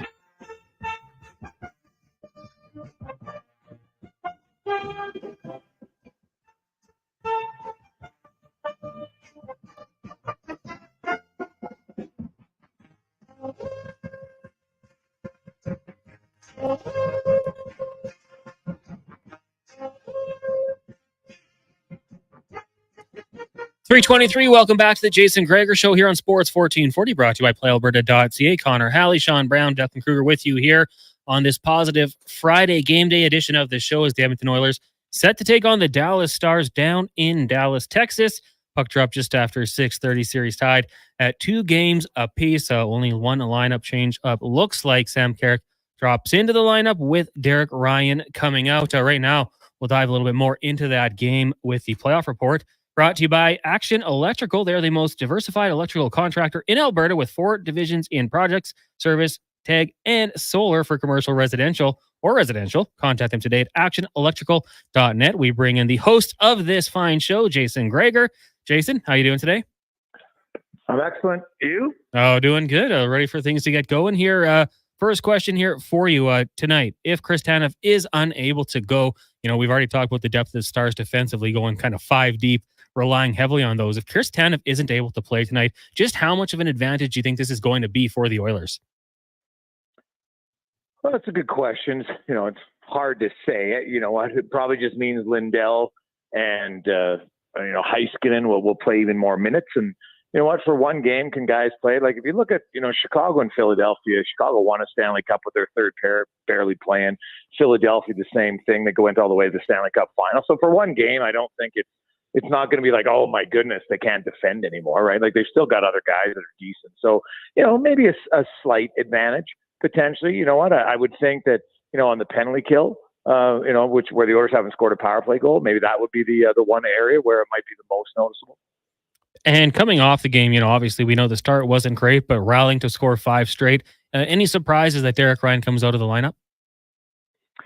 Not really. I kind of thought, I've been saying it for a while. I thought that, Ryan has, when he's in, he's performed very well. But I looked at this series 5-on-5. He hasn't done a whole bunch, right? And so Sam Carrick in his 5-on-5 minutes has performed well. And there's not a lot of penalty killing minutes for either team in this series. Now, maybe that magically changes, but it would kind of be a surprise considering both teams have showed an excellent level of discipline, right? There's not a lot of extracurricular affairs. There's not a lot of stick work. Like Dallas doesn't check with their sticks horizontal hardly ever, right? So, I'm not overly surprised by it. It doesn't mean that he's a terrible player, right? We see now the Oilers have depth, maybe more than some people gave him credit for, and you bring guys in and out, and there's not a significant drop-off anywhere, and maybe for one game, it might be a better matchup. Gregor, God, I'm getting texts here, and it's like, where's the meat? Not that I'm not saying that you're the meat, but just curious where you're on the road with the family. I am, yes. I'm in Canmore for it's this is booked. Yeah, anybody who goes to Canmore knows you got to book places well in advance. Good stuff. Then, so it's kind of how it goes. What are your thoughts on Broberg and Desharnais? Eventually, at what point do you feel Desharnais gets back in the lineup? It's a good question. Skinner sat out 2 games, so you know what? Like I'll say, I think if Edmonton loses, like if you look at Chris Knobloch's kind of track record here, if they lose a game, although he did, is changing out Ryan, so it doesn't have to be a loss, but. It's not like Vincent Desharnais was playing horrible hockey here by any stretch of the imagination. So, you know what? I think they were just looking to say, hey, maybe a little bit more speed, a guy who retrieves pucks a little bit quicker. And, we don't necessarily need, a dominant penalty killer as much because there's just not a lot of power plays in this one. So, I would say if Edmonton wins this series, and let's say they play Florida, I think there's a very good chance that Desharnais is in game 1 against Florida because they're a bigger, heavier, much more aggressive team, which I think fits his style more. So I think it comes down to a little bit of stylistic now. And, a lot of it will depend on Broberg's play, right? Like Broberg was solid in his first game. And, if that continues, then, maybe it's less likely to see a change. So I don't know if I can put an exact game on it, right? Like I don't, I would guess the coach doesn't sit the guy down and say, hey, you know what? I guarantee you'll be back in 1 game. Or you just can't do that as a coach, right? You just say, hey, I'm making a change, and I expect you to be back in. When that is, it's kind of open-ended.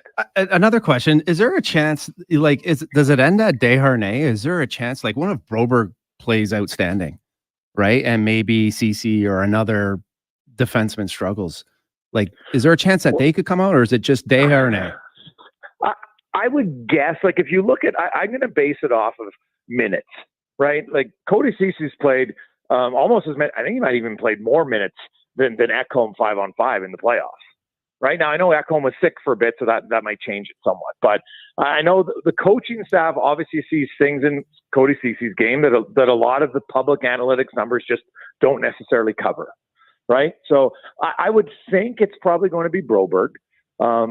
But I guess if a guy really struggles, right, like Brett Kulak, I don't see coming out. They're not taking Nurse out, and obviously they're not taking the top 2 guys out. So, I guess it would be, Cece, right? Now, Kulak, if a guy gets injured, that's obviously the wild card here, right? Because, you have 4 lefties in, so you could easily take a lefty out and put Desharnais back in. Gregor, Darnell Nurse obviously responded quite well from, the scrutiny he had received. We saw the story and all the storylines that have come from it. Playing a little bit less than Ekholm and Evan Bouchard. Just for tonight and going forward here, how confident are you that we can see Darnell Nurse start to stack these performances up?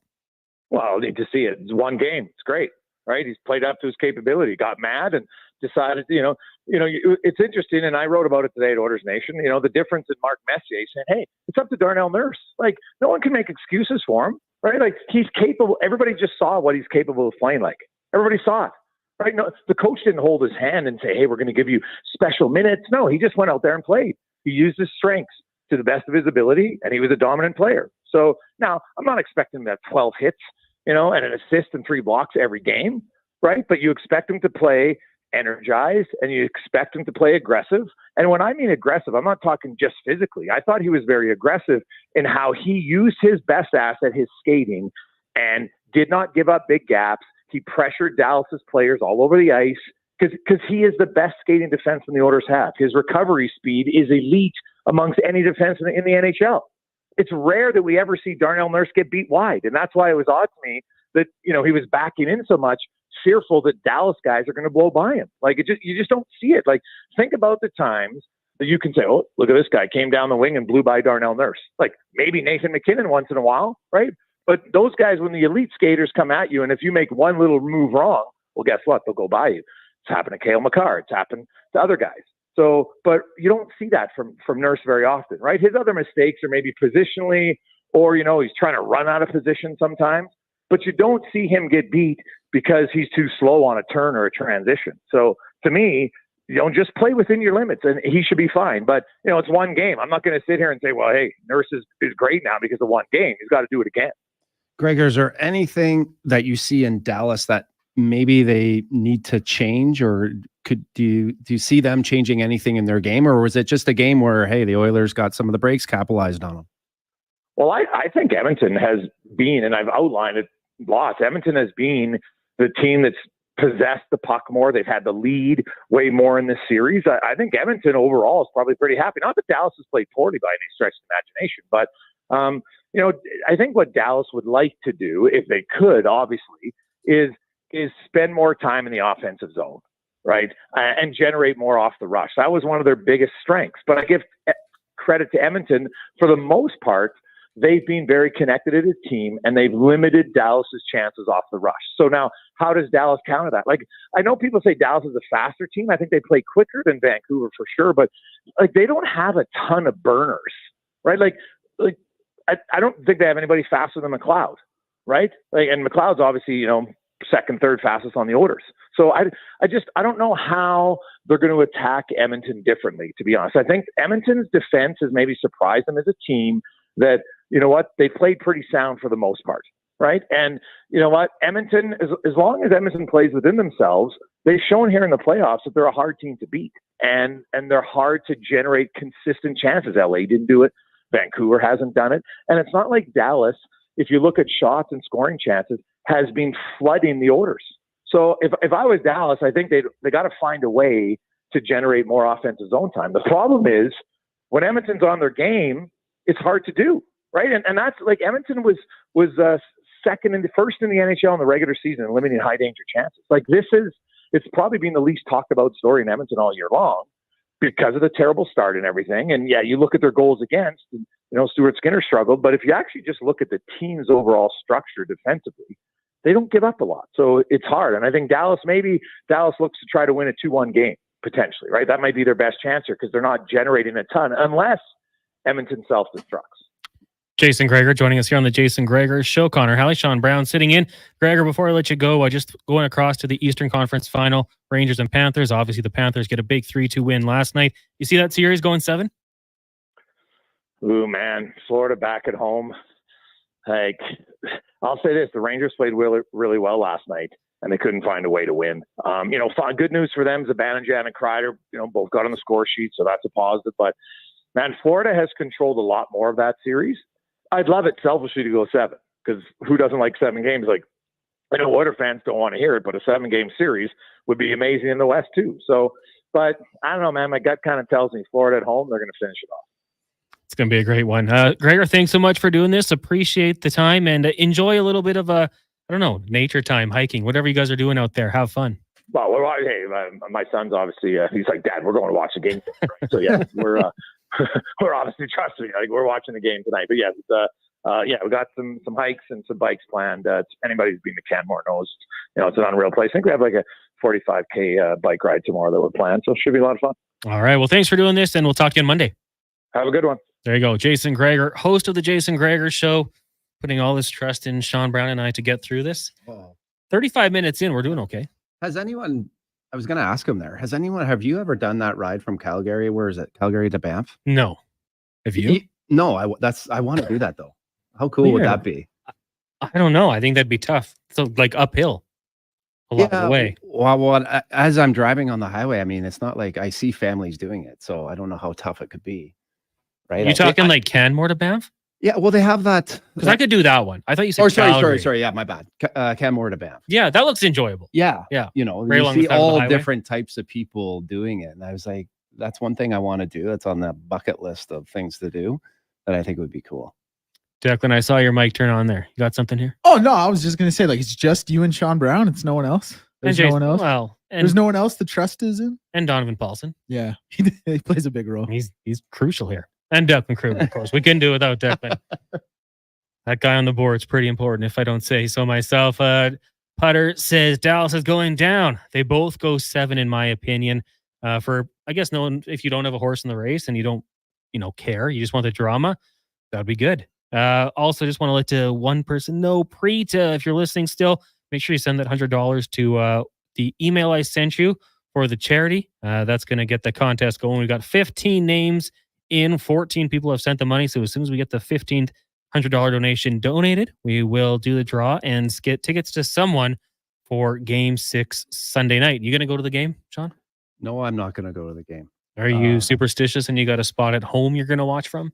No, if I do watch it from home, I'd rather watch a game at home, to be honest with you, than in the rink. Nothing, I mean, the atmosphere and the excitement and all that is great, but I just find I enjoy it a lot more at home. I find when you go to the game, you wind up talking and miss part of the game, or, like I would rather I enjoy just sitting on my couch watching it, and when it's over, shutting it off. But having said that, my kids love going, and my wife, I think, likes going. Yeah. They went to the last game. I think they enjoyed it, but I wish I was there. Oh yeah. It's cool. I have, I've had 3 friends actually come from Ontario out here, and they're just loving it. Like they eat it right up. But yeah, I've as much as I enjoy the atmosphere, I'm just as okay watching it. You know what I love? I love the fact that the weather's nice, and I'd rather watch it outside on TV. Like, to me, that's way more enjoyable. Just getting some nice fresh air. If it's a nice sunny day, I love that.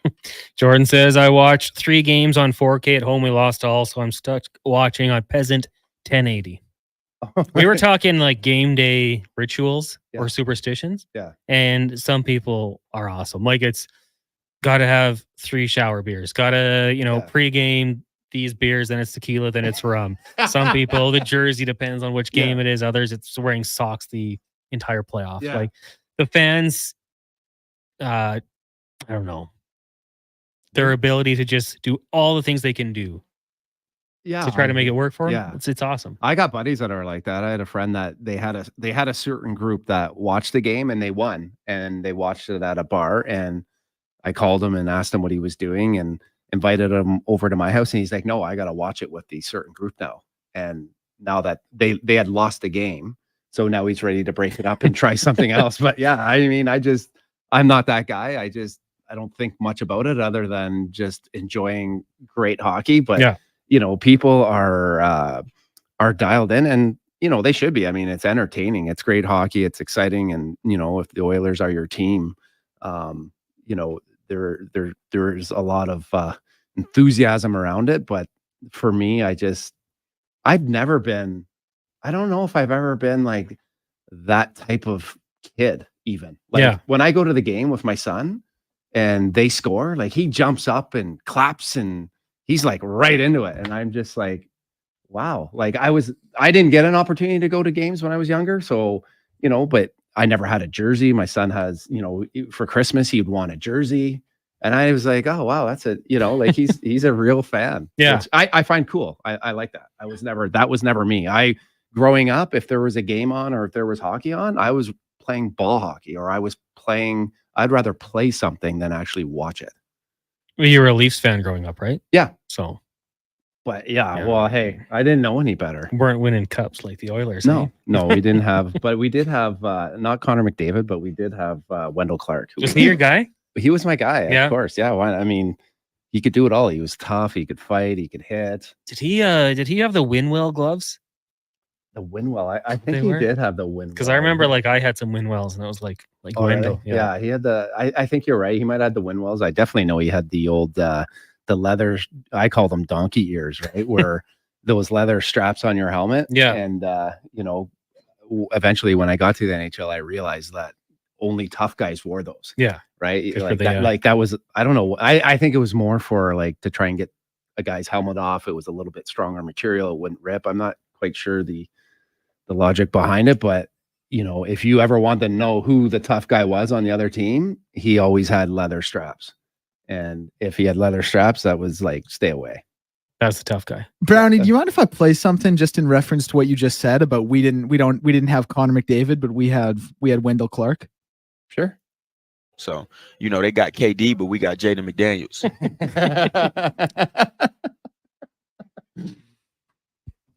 Almost the same thing. Yeah. I had a soft spot for the Leafs growing up. Didn't like root for him, but Doug Gilmour was awesome. Yeah. Felix the Cat was a big fan of. Was Anderchuk there? Yeah. Yeah. Like there's a few That's guys. when that they were- had those great, like that was a great team. Yeah. They were on their way to the Stanley Cup there. And then what was it? Was it a call?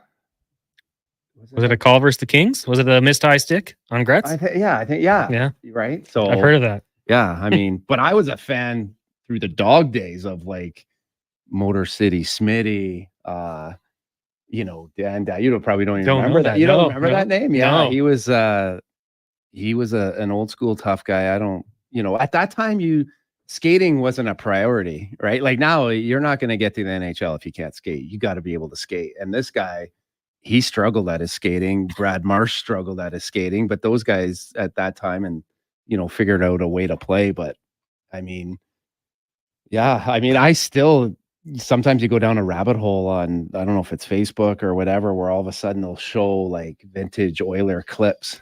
And, it's amazing that it always brings back memories when you hear the old voices and the old names. It was actually really cool. When I was in at my first year in the American Hockey League, I was coached by Dan Daou. Dan Daou is one of the Leafs that I grew up watching. Oh, really? And Rick Natras was the defense coach. So that was always kind of cool. We'll get to break. When we come back, I do want to ask you about some of your experiences going into the playoffs, how much it really does ramp up going from regular season to the playoffs from someone who actually played there. Declan and I, we can talk about it. We never lived it, so we're going to get your thoughts on that next. It is the Jason Gregor Show here on Sports 1440, brought to you by Play Alberta. Also, Oilers Nation YouTube, Facebook, Twitter, and Instagram stream. I'm Colin Livingston, president of Cantork. Since 2016, we've been at the forefront of hydraulic torque wrenches in Canada. I'm delighted to share our latest venture, in-house production for quicker turnaround, superior quality, and heightened versatility. Experience excellence at cantork.com. This spring, experience innovation on the road at Volvo Cars Edmonton. Right now, lease from 0.99% or save up to $4,000 on select models for qualifying loyal Volvo Cars Edmonton customers. Plus, save $5,000 on all new and demo 2024 XC60 Recharge plug-in hybrid models. Discover why we're Canada's only 13-time Volvo Excellence Award winner. Chat online at volvocarsedmonton.com or visit 1205 101st Street Southwest. Mr. Ruther does a TED Talk. Thank you for coming today. Let's talk about it. Pressure. Everyone in this room feels pressure. But let me tell you something about pressure. I'd rather feel too much pressure than not enough. You know why? Because low pressure often means you have corroded pipes, impaired water lines, or a calcified shower head. And who needs that? I'm Mr. Ruther, and this has been my TED Talk. For an inspirational plumber, call Mr. Ruther. The Junior Prospects Hockey League is entering its third season of gameplay. The JPHL now offers academic and athletic opportunities in the 14U, 15, 17, and 18U age divisions. All JPHL games are broadcast live on Silent Ice TV with a showcase-style game schedule and high level of travel and accommodations for its team, staff, and players. To learn more about why the JPHL is the fastest-growing elite hockey academy stream in Western Canada, visit juniorprospectshockeyleague.com. CW Eves Troughing is busy. That's why they're looking for experienced troughers to run one of their trucks. To get paid top rates, contact CW Eves Troughing at 780-435-1492 or email info@cweves.com. Hey, Edmonton sports fans, this is Jason Smith from Fox Sports. Weeknights starting at 9. Join me and Mike Harmon as we talk about what happened today in sports and updates on games in play. That's weeknights 9 to midnight on Sports 1440. Enio and Jason are friends. Hey, buddy. What's up, buddy? Except when they talk hockey. Edmonton had all those first overall picks, and they still can't win. Yeah, but we still beat you. Battle of Alberta champs, baby. But ask them who makes the best beef jerky in Alberta, and they'll tell you. Wheelhawk beef jerky. It might be the only thing Alberta hockey fans can agree on. Pick up some Wheelhawk beef jerky today in Leduc, Spruce Grove, and West Edmonton Mall. You adore your Audi, value your Volkswagen, baby your Beamer. But some of that love fades when repairs take several days and tons of cash for the dealership to do their magic. Let Cochran's Automotive rekindle the flame. They'll professionally repair your import, usually in one day. Audi, BMW, Mercedes, Volkswagen, Honda, and Toyota. Cochran's Automotive will return her to mint condition. Open at 7 a.m. Let Cochran's Automotive repair your automotive air conditioning before things heat up. Cochran's Automotive, 780-452-5001. Catch the Edmonton Stingers basketball home opener on June 2nd at the Edmonton Expo Center. Enjoy affordable family fun with a $5 food and drink menu and free parking.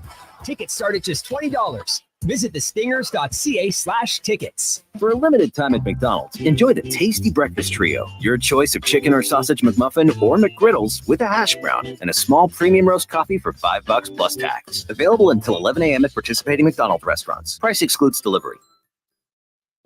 Vision Credit Union is proud to serve rural Albertan entrepreneurs, business owners like Steve and Haley, who own Blue Jay Storage in Camrose.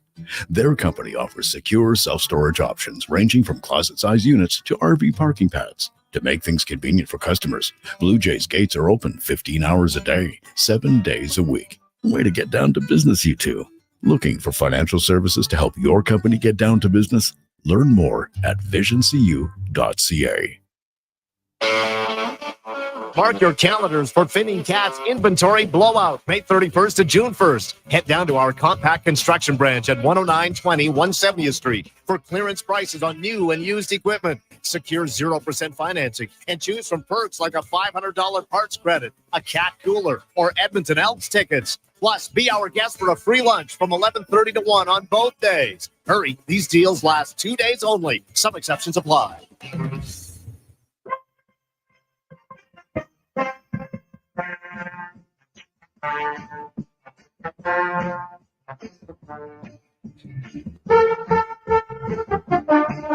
Portions of this hour brought to you by AccuSteel Heavy Haul Trailers. Industry leaders in engineered heavy haul trailer frame repairs, retrofits, and rebuilds. Trust the experts at AccuSteel Heavy Haul Trailers. Learn more at accusteel.ca.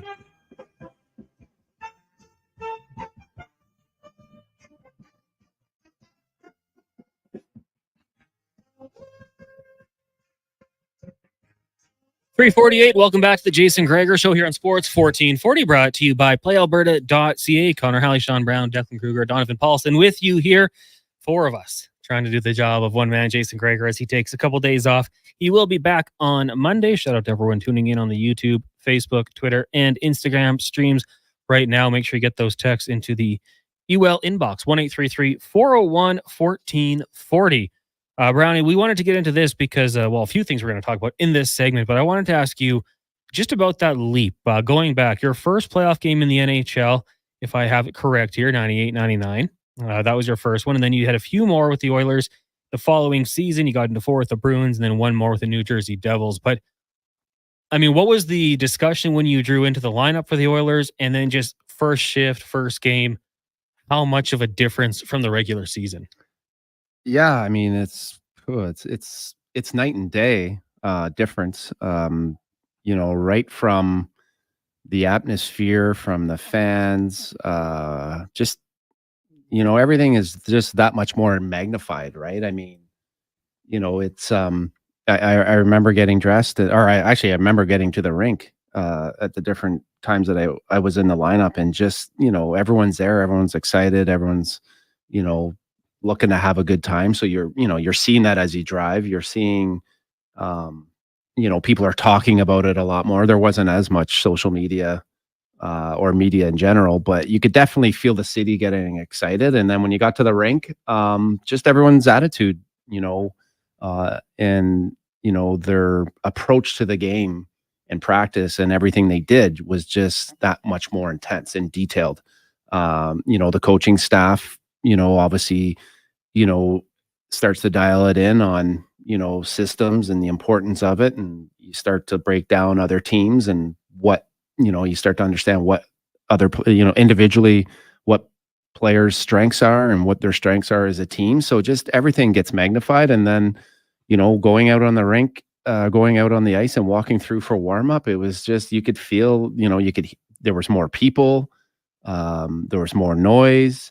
And then I just remember, when it came to game time and walking, by the Molson bar there back in the day, there used to be people there as you walk out. There was no one there, right? Because everybody's in their seat and they're cheering and getting excited, and you can hear it in the dressing room. And it just obviously gets louder. And then obviously going, when you're walking out and you're going through the derrick there, it was just like you could feel your heart. And it's a pretty special thing that, I'll never experience again. And then, you're watching the games now and you can see the details and how important they are. And they're not big things. It just comes down to little things and the momentum swings. And, you talk about, the mindset of a player at that, at that level, at that time is like, you're just so hyper focused on, especially someone for me that, wasn't out there a regular shift, like just making sure, at all times you were dialed in on what you were expected to do so that when you did get the call, you were ready. Is it kind of finding that line of, being so hyper focused on not making a mistake, but you also are like, I have to play with little freedom? Oh yeah. The preparation is very hard because you don't want to psych yourself out. I mean, there's lots of times throughout your career, and to be honest with you, it starts at a young age, right? I mean, you're, at a young age, you're trying to figure out, a plan that, mentally that, a game plan that gives yourself the best chance to perform at the highest level. And you're kind of, adding things, taking away things. And then as you get the pro, you kind of have a little bit of a recipe of what you need to do to be consistent to perform. But even as a pro, you're still making minor adjustments. And then as the stage gets bigger, you got to be careful. It is a gigantic stage and everything's magnified, but you got to also be careful that you don't overthink it and make certain things bigger than what they are. It's still a game at the end of the day, and you still have to play. And I've been in situations where, you've over prepared, overthought it. And sometimes it can zap your energy, it can zap your legs and some, so that's all just maturity and experience. But I agree with you. I mean, at some point, you gotta just kind of come back to the fact that you're a hockey player that can play and just play the game, right? Because you can't play the game at this speed and at that level if you can't think, you can't overthink. A lot of it is just natural and instincts and, all the practice and everything you've done, that's why, practice and execution and the details in practice are so important. Right. And a guy who has kind of taken over the news cycle for a little while here, as it is the Jason Gregor Show, Connor Halley, Sean Brown with you here was Darnell Nurse. And, we saw him give the answers very quick. I think it was a 61 second scrum. He was out of there. Yeah. Though he went out there and it was a tough start. That goal goes off his butt. We're thinking, oh my goodness, this couldn't be any worse. And then he responded and he had one of his best games that we've seen in a while. What was your whole thoughts on the Darnell Nurse kind of last couple of days here and how it's unfolded for him? Yeah, when I seen that, I was like, ooh, gee, that's tough. It's, never a great thing, no matter how much you believe you think you're right or, to get into it with the media. It's just, I just don't think you're ever going to win that. Right. I mean, the certain media people, they're always going to be here and eventually will fade off and not be here. But it's not, I just don't see it working. But the fact that, he said what he said, did what he did, and then played and, had the one go off his butt, had that start, his mindset and his mental game to me would just be, is at a very elite level. Like, most players, would probably, there wouldn't be a crack big enough for certain players to hide in. Right. And so the fact that, there was a little bit of a bullseye on him and it didn't start overly great, and he was able to reset and play one of his best games. You know, that's what I like as a fan. Like I love the game, but I love the mental side because I know what they're going through. I know what they're thinking, and I like to see how they handle it because that's the biggest separator. And his, you know, his inner confidence and his belief in himself is just, you know, is amazing. And I was so proud of him because playing in the NHL is not easy. Playing in a Canadian market is even harder. You know, making the money and being Darnell Nurse is very hard. Yeah. Like and people don't, you know, it's hard to make it. It's hard to make a career of it. And it's hard to be elite like him because there really is no days off and there's high expectations. And, you know, Darnell Nurse, you know, lives, breathes, like these guys want to be great and they want to be, you know, they're continually pushing themselves to be better. So they put, you know, and as much as we put pressure on them, those guys, like no one puts more pressure on themselves than an actual athlete. Right. So, you know, I think Darnell maybe at the end of the season or at some point would probably handle that, you know, maybe a little bit different. I think maybe, you know, like I you know, for myself, you know, I probably wouldn't want that or put myself in that position. But he handled it. He handled it well. And, you know, maybe that's what, you know, maybe that's what he needed to even elevate his game to another level. I don't know. Right. But he sure took it to another level in a situation that couldn't have been comfortable for him. I wonder too. I mean, Darnell Nurse, when in my opinion, he's at his best is when he's playing with that anger, with that edge, and off the ice, maybe you're a little bit ticked off. Did you ever like experience in your career where it's like having a bad day, but you know what? I can go on the ice. I can be that jerk. I can take out my aggression on other players. And then, you know, it's a place where you can go out there and do it and play on that edge and play kind of like a dick. That's honestly the best thing for an athlete is like, you know, I was a pretty aggressive kid growing up, like, you know, like had a lot of energy, like to play sports and physical. And, you know, that's probably the, you know, one of the ways that, you know, it was a nice way for me to release my energy, right? Because obviously you can't walk around smacking people in the head. You get in trouble, right? And it's pretty amazing that you can actually play a sport and hit someone and get rewarded for it. That's pretty cool. You know, but Darnell Nurse, yeah, I mean, he has something and that a lot of guys just don't feel comfortable doing. Like that's, you know, a lot of guys just don't play that way and are comfortable playing that way. And so when Nurse, like that's his bread, like to me, that's one of Darnell Nurse's bread and butter is that, you know, he's physical, he's very engaging. He can make you pay, you know, a high price for, you know, driving the net or being around the net or being in a corner. So when he plays that way, you know, and I think all the other areas of his game, his skating and playmaking, like he's got a really good skill set. And I think that, you know, for me, that's, you know, if you were to get rid of a Darnell Nurse, you're just going to you're going to have to try and get another big, you know, defenseman that skates well, that can move the puck. Right. For me, I just, you know, and it's hard to play that way for 82 games. Right. But, you know, if it, you know, when he plays a physical in your face game, I think everyone, regardless, you know, of the money he makes, I think that's what they want to see.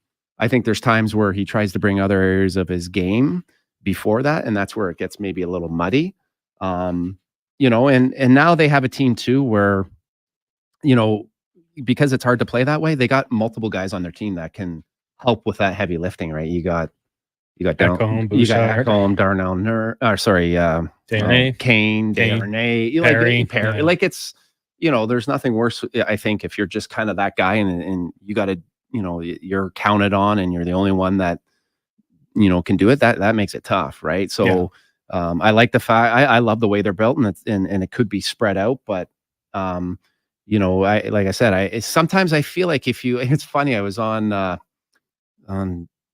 Facebook there, and someone made a point about the Leafs and what they don't have, and look at the Oilers. They got Nurse and they got Ekholm, and you know, and so that's a fan from Toronto that, you know, I was like, wow, if you were to listen to the people and what they think and feel about Nurse, you know, like you know, it's amazing. I think sometimes we can underappreciate, you know, some players and some of the guys we have in the lineup sometimes, right? Because we see them every day and, you know, everyone's got an opinion, right? And so I think if we didn't have Nurse, there would probably be a point where everyone would be like, man, we need a puck moving physical defenseman.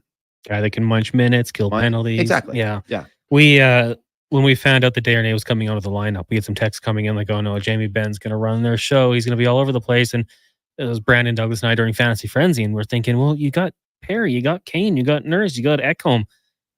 They shouldn't. And you know what? If you want to start running around, I think that's going to wake up Evander Kane and could wake up Darnell Nurse. So, yeah, you're right. The Oilers do have an abundance of guys who can play that game if needed. I think that was one of the nice things in the series that I thought, with Vancouver and, some of the players they had, especially Zadorov.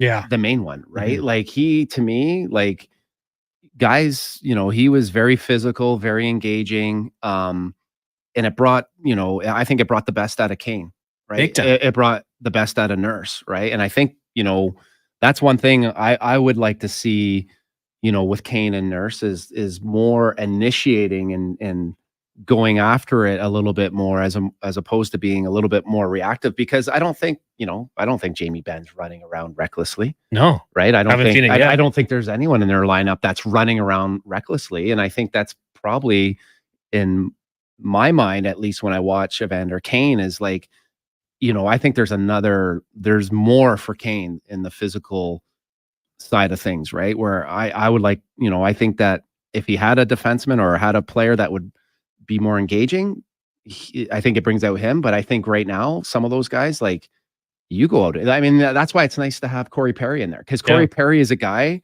that goes after it, right? And he makes guys react, right? And I think that even having him in the lineup will help Kane. I saw some people on social media saying, oh, Tano's walking into the building, no limp, looks good. I think that Corey Perry will test out that foot. Like, absolutely. He's got the gamesmanship, right? Yeah. I mean, he's that old school guy that, and who said it best? I think Brad Marchand talked about it. Like, you are playing for keeps, and there is a part of this game where you are going after guys, and if you can knock guys out and hurt guys, and like that's that. And I would say that Corey Perry is cut from the same cloth. Oh, absolutely. Yeah. You want to win. Hey, this is the Stanley Cup. It's the playoffs. And I think they're so they're obviously close, and it's whether you take a shot, take a slap shot, and you waste one off a guy's ankle at, like, those are the things that you kind of have to do. They would do it to you. Absolutely. You do it to them. So, it's funny. I remember, Jason Smith was just they brought him back there, and he was the alumni of the night there. And, there was nobody, tougher and played tough than that guy and played for keeps, at least, that I played with. Like, he was an absolute nail gun, and, he punished guys. Right? One of the best. One of the best. And if you had, it was amazing, because when you got in the playoffs, it seemed like everybody covered up every piece of their body that could be exposed. Right. And you think of Gator and Ulanov, and, like, those guys were nasty and hard to play against. I think we had Ken Lowe, and he was like, if Gator said he's hurt, call an ambulance. Like, the highest pain tolerance he's ever seen. And it sounds like Tanev is probably somewhat similar, right? But you couldn't keep those guys off the ice, It's about the playoffs, about the cup. You love to see it. We'll take a quick break here. When we come back, more Oilers talk. Get those texts in to the UL inbox, 1-833-401-1440. It is the Jason Gregor Show. Connor Halley, Sean Brown, Declan Kruger, Donovan Paulson with you today. And when we come back, we will do our draw as well. So if you did do your $100 donation for Gregor's grads, we appreciate it. We'll get to the draw next here on the Jason Gregor Show, brought to you by PlayAlberta.ca. Right now, Sports 1440 update brought to you by Fountain Tire. Right now at Fountain Tire, being on the road together means getting a great deal on tires. You can save up to $200 on select tires, including Goodyear, until June 8th. Financing options available. Here is Declan Kruger. This is a Sports 1440 update.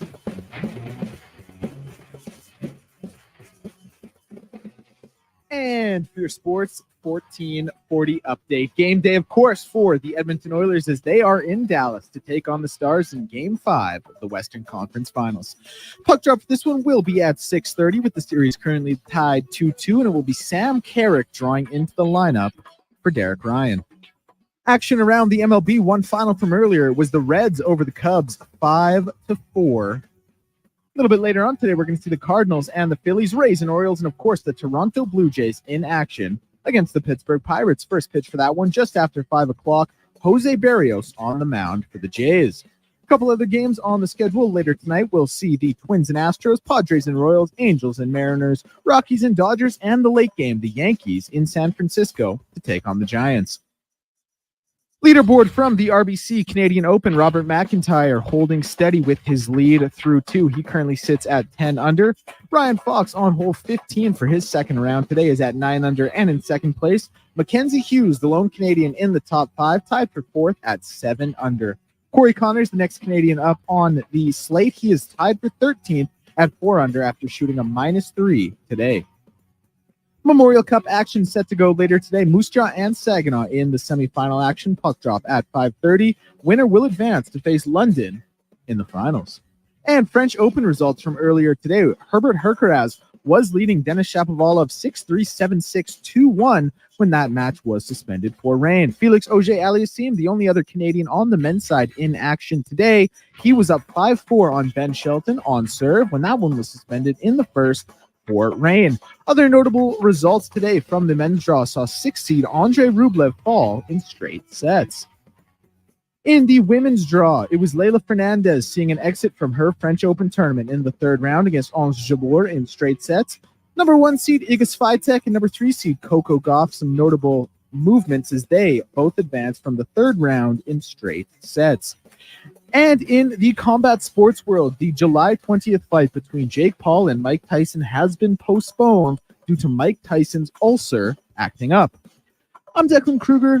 On the way is hour 3 of the Jason Gregor Show. We'll talk to Craig Button and, of course, ask 5 questions. I'm Declan Kruger. This has been a Sports 1440 update. 1440 Stingray Radio Station. The KJR broadcasts from West Edmonton Mall and Wetaskiwin. Download the free Stingray music app and listen wherever you go. The playoffs are wild. We all know that. And this year, Play Alberta is making it even wilder. Make a deposit with promo code Gregor50 to snag a $50 free sports bet with your next deposit. Get ready for unbeatable promotions throughout the playoffs with 10+ odds boost on every Oilers playoff game. Score a chance to win a pair of lower bowl or even exclusive sweet tickets for an Oilers playoff game just by making a bet on an Oilers playoff game at playalberta.ca. Bonus terms and conditions apply. After 3 o'clock. Building or renovating, you want to work with someone who sees and understands your vision. BIE Engineering is a family-owned, experienced structural engineering consulting firm serving commercial and residential clients in Edmonton and surrounding area. Homeowner or large company, they'll work with you to help see your ideas through. BIE Engineering can help prevent problems, deliver solutions, and minimize your risk. BIE Engineering. Request a quote for your project today. Visit BIEENG.com. Well, get ready for a silly hockey fans. Your partner in power just skated onto the ice. EWEL.ca, the new e-commerce website for electrical wholesalers Edmonton, is ready for the power play 24/7, 365. UL skates to where the puck will be in 5 years. Now that's forward thinking. Killer selection, slamming products from the best brands, and legendary service. Don't sit on the bench. Get your account today at EWEL.ca and win that project. Plug into your partner in power. Get an EWEL.ca account today. AccuSteel Heavy Haul Trailers have been providing highway and off-road custom trailers for over 25 years, bringing you innovative solutions for unconventional problems. They're your industry leader in engineered heavy haul trailer frame repairs, retrofits, rebuilds, and custom trailer fabrication. When you need to haul the largest machinery on the planet, they can do it with a premium engineered heavy haul trailer made right here in Alberta. They're 100% family owned, treating you like part of the family. Trust the experts at AccuSteel Heavy Haul Trailers. Learn more at AccuSteel.ca. Your love for strawberries is very passionate, you say. Just wait till you get your next taste of Booster Juice. The new Strawberry Blush smoothie made with strawberries, bananas, vanilla oat, and vanilla frozen yogurt will make you fall in love. And there's no tea like the Strawberry Serenity Teaser, a blend of strawberry juice, green tea, and honey. And for a tasty treat to pair perfectly with your berry obsession, the Strawberries and Cream Booster Ball has returned like your favorite dream. Visit a Booster Juice near you today or download the Booster Rewards app. Hey Edmonton, ready to power up your projects with unbeatable strength and efficiency? Step into Edmonton Kubota, where our massive inventory meets all your needs. From rugged tractors and loaders to nimble mowers and utility vehicles, we've got the machines that work as hard as you do. And guess what? This month, we're rolling out exclusive deals that'll make your heart race faster than our engines. Drive down to Edmonton Kubota or visit EdmontonKubota.com to discover how we can boost your efficiency, productivity, and fun. Edmonton Kubota, powering your passion with every turn of the key. Johnson, whoa. Hi, it's Dennis from Weiss Johnson, and soon we'll be back to those sweaty, sweltering, sleepless summer nights. Unless you're enjoying the cool comfort of a new Goodman air conditioner installed by the pros from Weiss Johnson. Beat the heat and the rush. We're already getting calls for Goodman AC installs, so why suffer? Why sleep in the basement? Not a chance. Get your best quote on a Goodman air conditioner with no misleading information or offers. Visit wjcools.com today. The chatter of friends, the clinking of glasses, the strike of a match, the whistle of the firework, the crack in the trees, the screams of the crowd, the spread of the fire, the rush to evacuate, the feeling of dread. 67% of Alberta's wildfires were started by people. Don't be that person. A message from the Government of Alberta.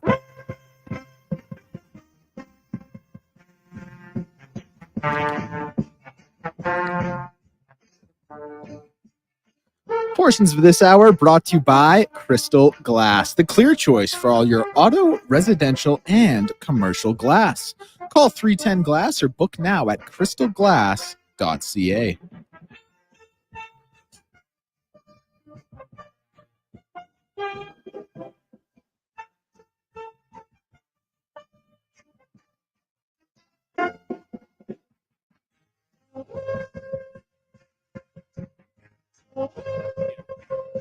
Yes. You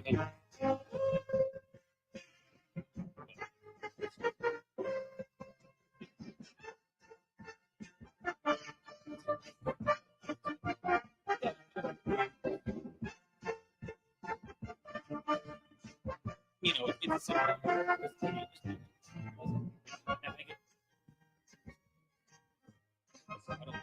oh, but yeah.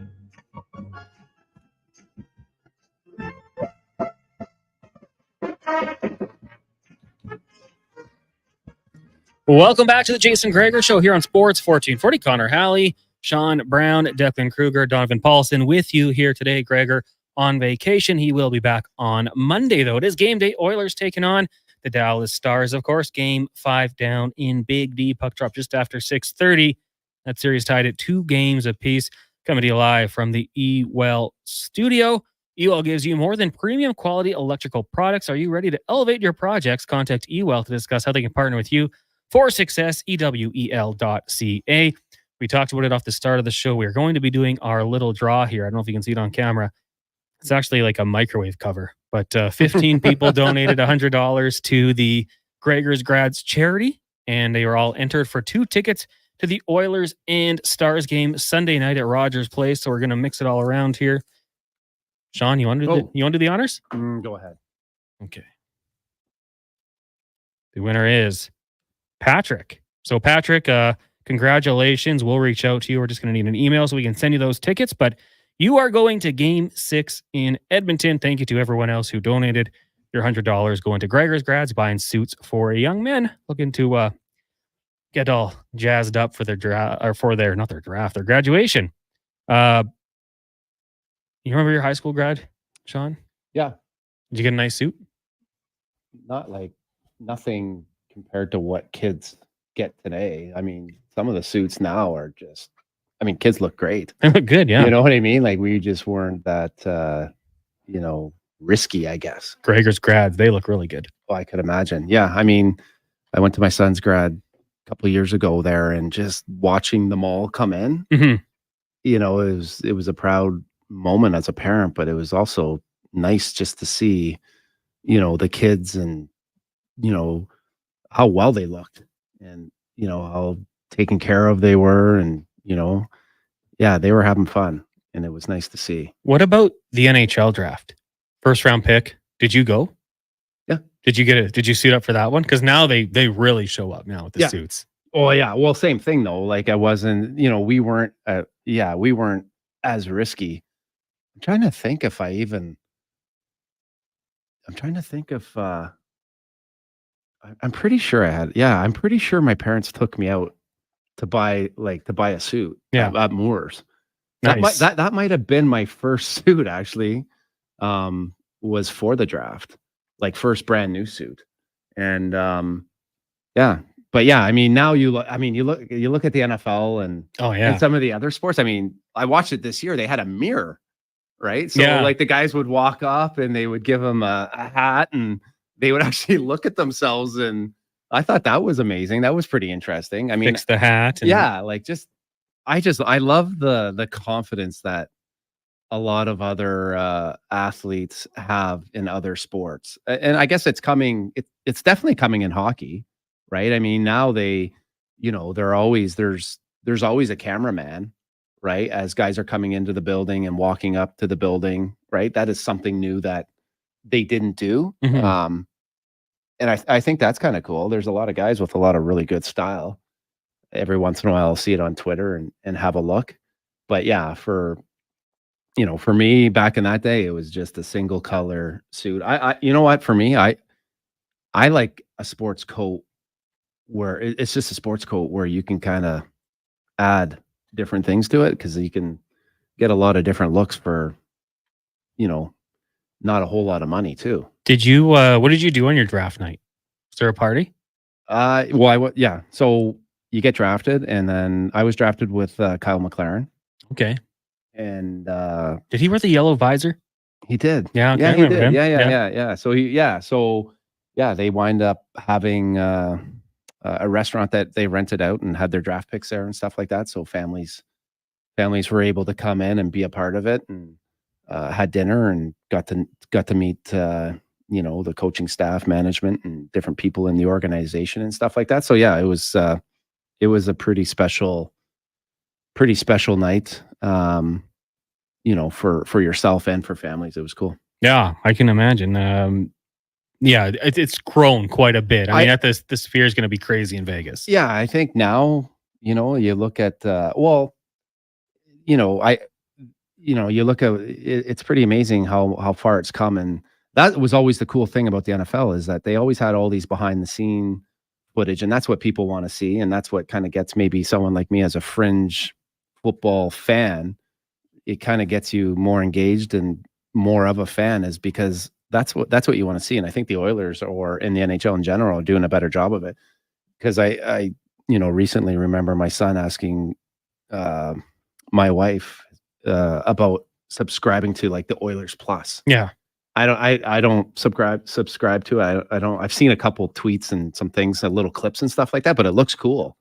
And the behind the scenes. It seems like that's the stuff that the coach walking in and his post game speech and they're handing out the jacket or whatever the plunger. Yeah, like people want to see that. That's what I always found that my brother and friends and when you do tournaments, like people always want to know like, hey, in this scenario, like what this guy said this and what did this guy say to you in this situation? And they're always blown away at how casual some of the situations are on the ice. Yeah. Because as a fan, you just assume and think everything is just so intense and, you have an idea of the way it is. And it's a lot of times it's not. Mm-hmm. Yeah. Cool to get a behind the scenes look. When Oilers Plus came out, they gave us a couple subscriptions to just give it a go. Yeah. And, like the oil drop or whatever they call it was kind of cool. And just seeing the behind the scenes things into the room, the way they pass around the post game awards, things of that nature, things you'd never see. Yeah. Or even like, Knobloch there called the timeout a few games ago. Mm-hmm. Right. And, as a fan, or even as an up and coming coach, anyway, like, what is he saying? What does he actually say? Yeah. And, I don't know if you had a chance to hear it, but it was really like, it was really simple. It was exactly what they needed to hear, but, all that type of stuff, I think, engages and that, gets a fan, maybe a new fan, maybe a fringe fan, right? Mm-hmm. Like, what do you like about it? Do you watch it at all? Do you see it? I mean, it to me, it's kind of similar in a way to those shows. Was it Drive to Survive and Full Swing on Netflix? Like, you see more about the players behind the scenes and kind of more what they're like. Even if you're not necessarily a typical hockey fan, you might kind of just follow along the story. Like, oh, I like that guy. I want to see him have success. Yeah. My wife will now comment like, oh, how did Rory do this weekend? I mean, like, just from that Full Swing show. So I think it's always cool to see, we know what they are on the ice and what we see at the scrums, but cool to see kind of them a little more candid. I don't think we see what they are in the scrums. I think McDavid, if you were to look at McDavid in a scrum, right, he's a pretty serious guy, but I think obviously, there's a completely different side to that guy, I'm assuming, right? Yeah. Like, so that is nice to see them in a more casual setting, right? And obviously, if they can continue with this run and ultimately win the Stanley Cup, wouldn't that be cool to see? It'd be kind of like that Boys on the Bus, right? Like, what a great documentary that was. I mean, potentially there's the making of a new one now. Yeah, I had that VHS and my neighbors ruined it. So bit of a sore spot for me. If anyone has any old copies, I'd love to get and watch that again. Because you're right, that was kind of the original. We'll take a break here. When we come back, we'll be joined by Craig Button from the NHL on TSN. It is the Jason Gregor Show here on Sports 1440, brought to you by PlayAlberta.ca. Also streaming on Facebook, YouTube, Twitter, and Instagram. Hey, Eddie Steele here. If you know me, you know I'm motivated. And what motivates me? Winning? Been there, done that. What motivates me is the smell of fresh baked goodness, the kind you find at Bonton Bakery. As soon as you walk into Bonton, you're greeted with a big smile, a warm welcome, and the aroma. So good. The showcase of their baked goods always means trouble for me, not just because of the selection, but the excellent fresh ingredients. That's Bonton Bakery, 8720 149th Street. Open 9 to 5, Tuesday to Saturday. Move Water is your one-stop shop for all things water. From freshwater to wastewater, we've got the pumps and solutions to keep your water moving where it matters most. Move Water, your water solution experts. Visit movewater.ca today. Hey, sports fans, we've got a clear choice for you. At Crystal Glass, we provide customers with the perfect glass for any job. From home to auto and even commercial, installation or repairs, we're your team. Call 310 Glass or visit crystalglass.ca. Crystal Glass. 0% for 60 months. I'm not kidding. Where? Wolf GMC Buick. And it's GMC's Adventure Calls event. Pick out a new 2024 Sierra with finance rates as low as 0% for up to 60 months. If you're a Costco member, you get another $1,200 off purchase price on any 2024 in-stock Sierra. We're talking half tons, 3/4 tons, even 1 tons. If you'd rather an SUV, we've got low lease payments and an awesome selection on GMC Terrain. So get in today and get your adventure on. Wolf GMC Buick. We're making it easy. For a limited time at McDonald's, enjoy the tasty breakfast trio. Your choice of chicken or sausage McMuffin or McGriddles with a hash brown and a small iced coffee for $5 plus tax. Available until 11 a.m. at participating McDonald's restaurants. Price excludes flavored iced coffee and delivery. Sports 1440 has added another player to our lineup. Tonight, from 6 to 9, check out Turn Sports with your host, Navin Romerick. Edmonton's exclusive home of sports talk is now rolling 24 hours a day, 7 days a week. CW Eves Troughing is busy. That's why they're looking for experienced troughers to run one of their trucks. To get paid top rates, contact CW Eves Troughing at 780-435-1492 or email info@cweves.com. Hey, Edmonton, it's your quarterback, McLeod Bethel Thompson. Elks football is back. The home opener, presented by Pure Later Tackle Hunger, is Saturday, June 8th versus the Saskatchewan Roughriders. The Grey Cup will be in the house to salute 75 years of EE football. Tickets and more at goelks.com. This spring, the savings continue at The Brick. Take up to 40% off furniture and mattresses, as well as the chance to scratch and save up to an additional 40% off your purchase. Plus, you'll have the chance to win great prizes, including a $10,000 Brick shopping spree. Find amazing deals on kitchen appliances and save up to $400 on sofas so you can prepare your ultimate game day snack and then watch the game in style. Some exclusions apply. See in-store for details. The Brick, saving you more. A few years ago, I was doing okay, but the rising cost of living has made my credit card bills go through the roof, and I don't know how to handle it anymore. Times are tough. The cost of living is causing many to fall into debt through no fault of their own. It's easy to feel overwhelmed and stressed. There are options that can help you get back on your feet. My name is Parveen Middleton, and I'm a licensed insolvency trustee at BDO here in Edmonton. I can help you find a solution to become debt-free. Visit bdodebt.ca to learn more. No matter where your potential customers live, no matter what they watch, read, or listen to, you need a marketing plan that connects with them. Let the marketing experts at Stingray Media Solutions create a turnkey advertising strategy for your business, including radio and TV and out-of-home advertising, social and search ads, plus the creative and production. Find out the most cost-effective ways to reach your target audience and grow your business. Get started now at stingraymediasolutions.com.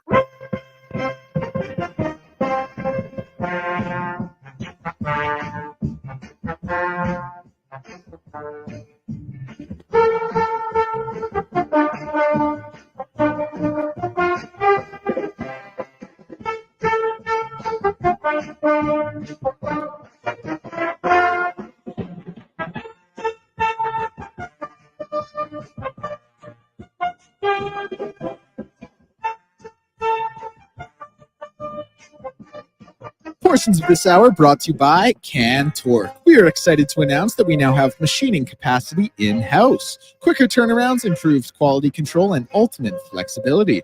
Call 780-436-2000 or email Colin at Cantork to find out more.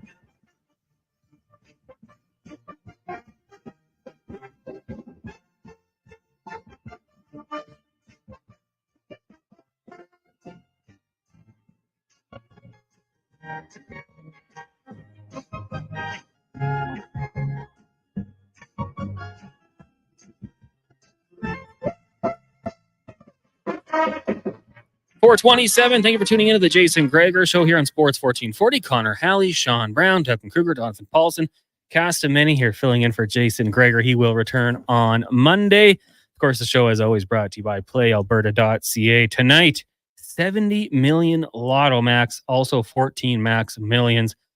That's a lot of cheddar. We could have some fun with that if we were to win. Gregor's rules, if any of you do win, you got to host a party for the 1440 listeners. Just a heads up if it were to happen. Right now, we're going to get to our big guest of the day, brought to you by the JPHL, an academy-style approach for U14, U15, and U18 players with a focus on skill development and education. Learn more at juniorprospecthockeyleague.com. We bring in Craig Button from the NHL on TSN. Craig, good afternoon. How are you doing today? I'm good, Connor. How are you? I am doing good. Sounds like you might be out at the Memorial Cup. Am I correct? You are correct. There's not a lot going on. Some of the Moose Jaw players are sitting on the bench trying to get a feel for, the pregame, and it's kind of quiet in here. But this place will be jammed to the rafters at puck drop, and whoever wins plays Sunday. Whoever loses, it's over, and I expect a great game. I mean, I wanted to start there, actually. Is this what you expected out of the Memorial Cup? London Knights sitting in the final with Saginaw and Moose Jaw fighting for a chance to get there?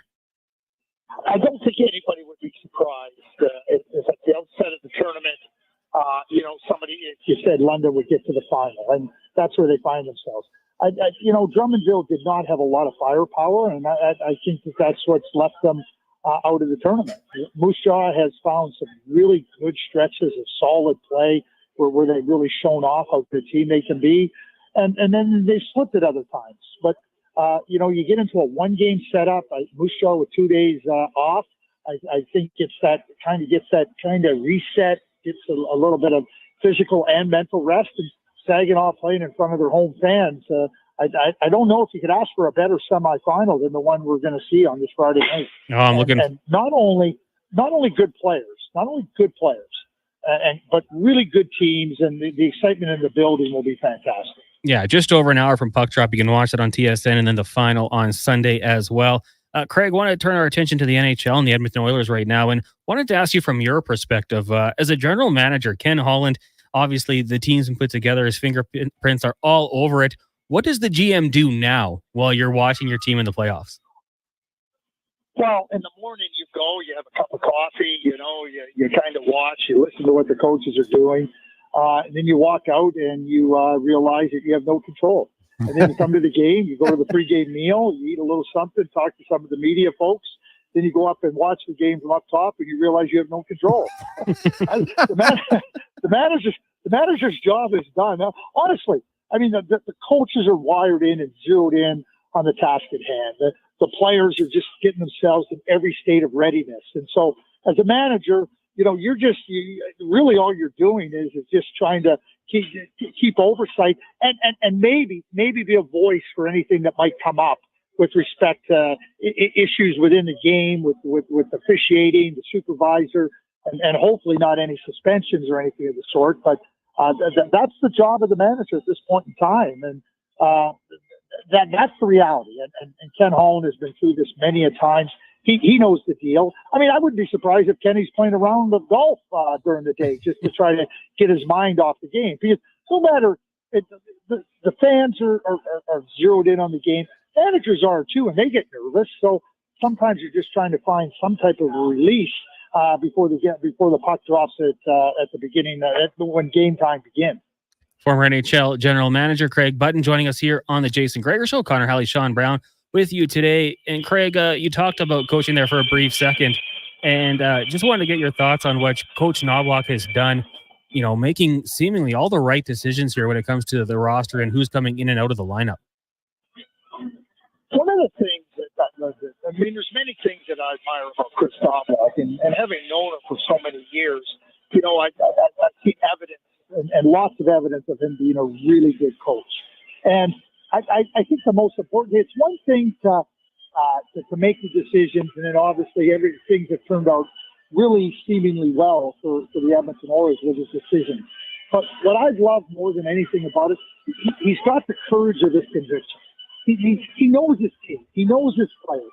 He knows what a team may need at any moment in time. And when you're trying to make adjustments in the playoffs, when you're trying to make roster decisions, the players are all looking for some solutions, and they're looking not only for adjustments in how you're playing, but, okay, what player could come in and help us now? What player might need a little bit of a reset? And I think that because Chris is really, really understanding of what his team may need and of the players and what they can contribute, I think that conviction, to me, Chris has never been concerned with what happens if I'm wrong. He's always been focused in, I want to zero in on the things and the solutions that I feel can help us win and be the most successful team possible. And I think that's what impresses me the most. I'll be straightforward with you guys. Too many coaches are scared of being wrong, and they don't find her. And what ends up happening is they're not as right as maybe they could be. Interesting. Craig, what are, if I could put your GM hat back on again here, like what's the difference between like the pro scout and like the amateur scout? And I'm asking that because, obviously, Florida picking up Tarasenko, Dallas picking up Tanev, we got Carrick and Perry and some others. Like, how important is that? And what's the difference in, it's not as easy as just picking up a player. No, it isn't, Sean. And I mean, amateur scouting, you're watching for the most part 17 and 18-year-old young players. And what you're looking at is your potential, and you're trying to project that out in 3, 4, 5 years' time, with development and everything that goes with it.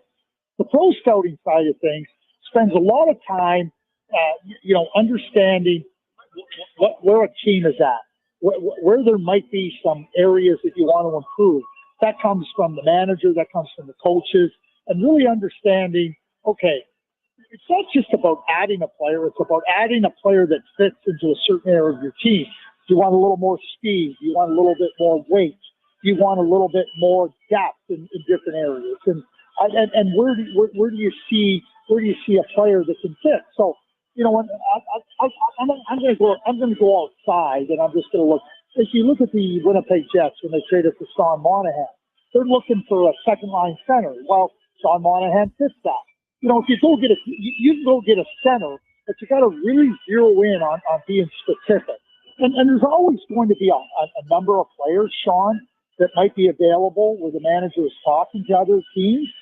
But you got to be ready to say, okay, here's our priority order, and that's where the pro scouting comes in. This guy fits. Here's what he does. Here's some of and you're watching it over periods of time. You go in, okay, how does he play if you're trying to fit a player in, how does he play in this role? What can you tell us about him playing in this role? Well, that information is called over a longer.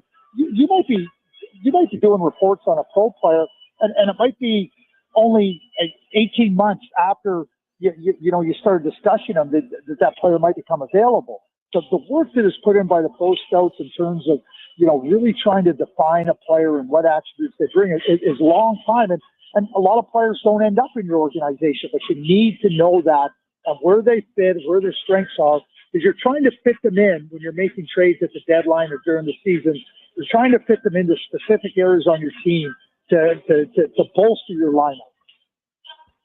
Craig Button from the NHL and TSN joining us here on the Jason Gregor Show. And Craig, I want to ask you about the Dallas Stars here in this one. And we gave them a lot of hype for what they'd been able to do, the depth they had built amongst their forwards. But defensively, we saw the five defensemen playing a lot of the minutes and kind of that sixth guy picking up the scraps. And now with a potential injury to Chris Tanev, do you think it'd be okay to question the depth that they built along that blue line in Dallas? I think I would bet you that Tim Neal is probably questioning that because one of the things when they back to what Sean you just asked me, when they traded for Chris Tanev, they were looking for somebody that could play in the second pair defense, and then they could push Hakanpää down to the bottom pair and play with Ryan Shooter. Well, unfortunately, what ends up happening is that Hakanpää gets hurt, so now you have a hole there. I know when I was working in Dallas, Bob Gainey always said, I want 8 NHL defensemen in our lineup. I want eight NHL defensemen that can play for our depth going into the playoffs. And I think that if there was an area where you clearly look at the Dallas Stars and they look like it could come back to haunt them, it's that they don't have enough depth on the blue line. I mean, Lundqvist just can't play. He just can't play right now and help them. They've called up Petrovic, a little bit heavier, a little bit more weight. But it's a hole. It's a hole for them. And certainly, if it's a hole that becomes expanded because of Chris Tanev's inability to play, then this could be the difference between advancing or not advancing. And one more before we let you go here. Just want to get your thoughts on the Rangers-Panthers series. Do you think we see this one going 7? No, I don't see it going 7. I think that the Florida Panthers are asserting themselves. Again, last night in the third period, the Florida Panthers just came. They owned the game. They owned the third period. I know Panarin and Kreider and Zibanejad got points last night for the first time in the series.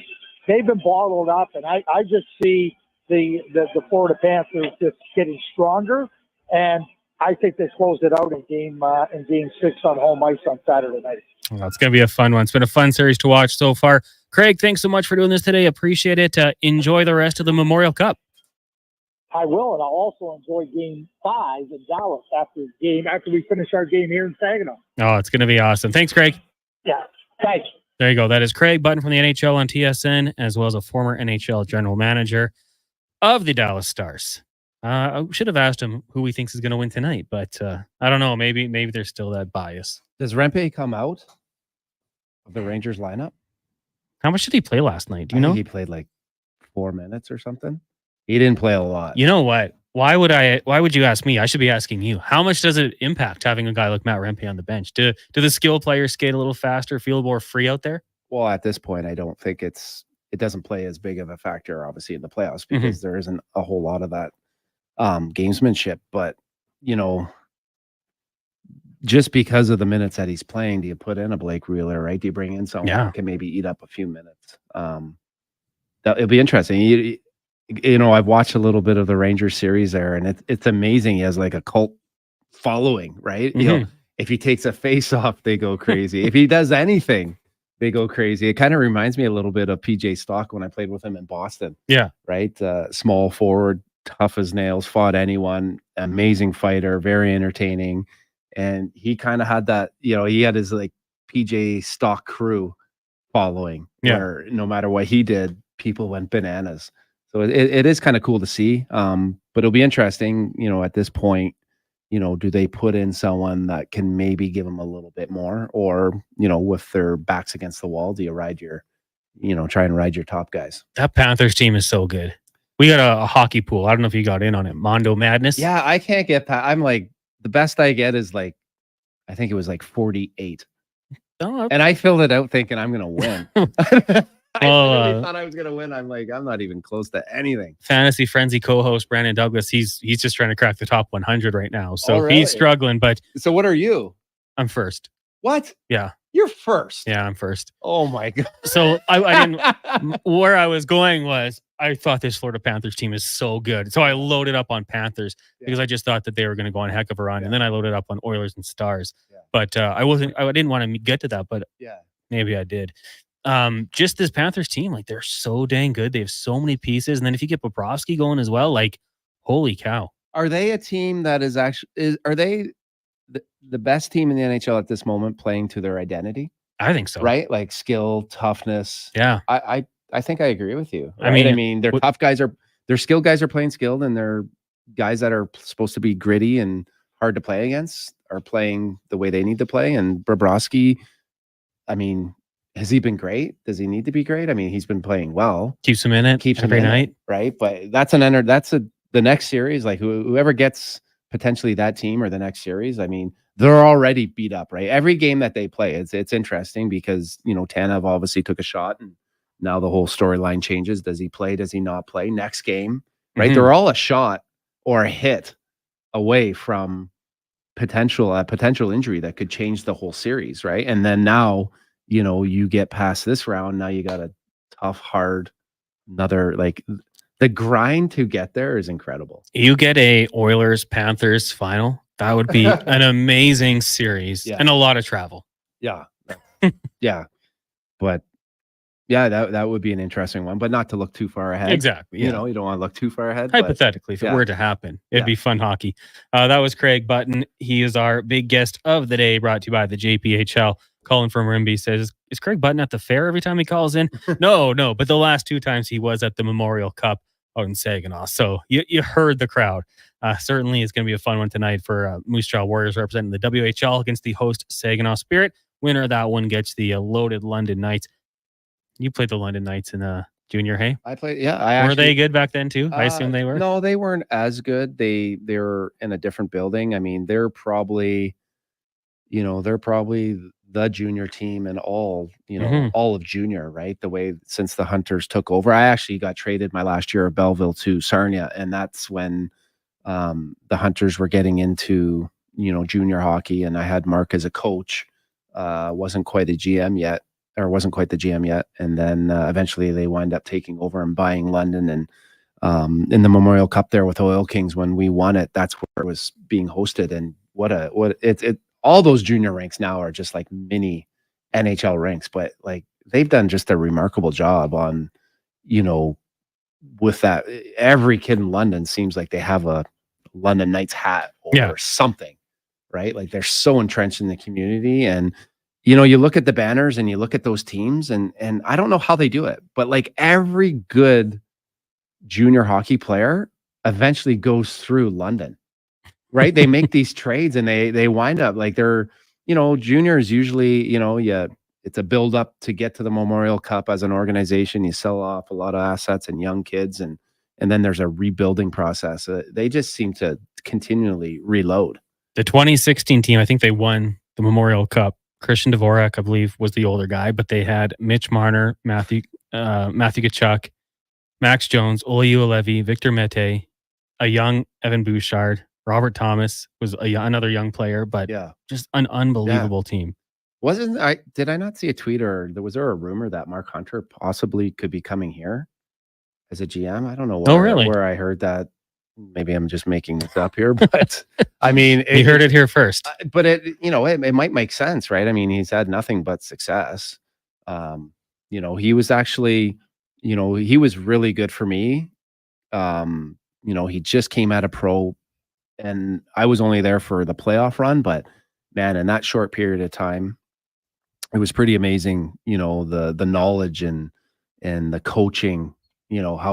How good of a coach he was. I could only imagine of having that guy, earlier in my career.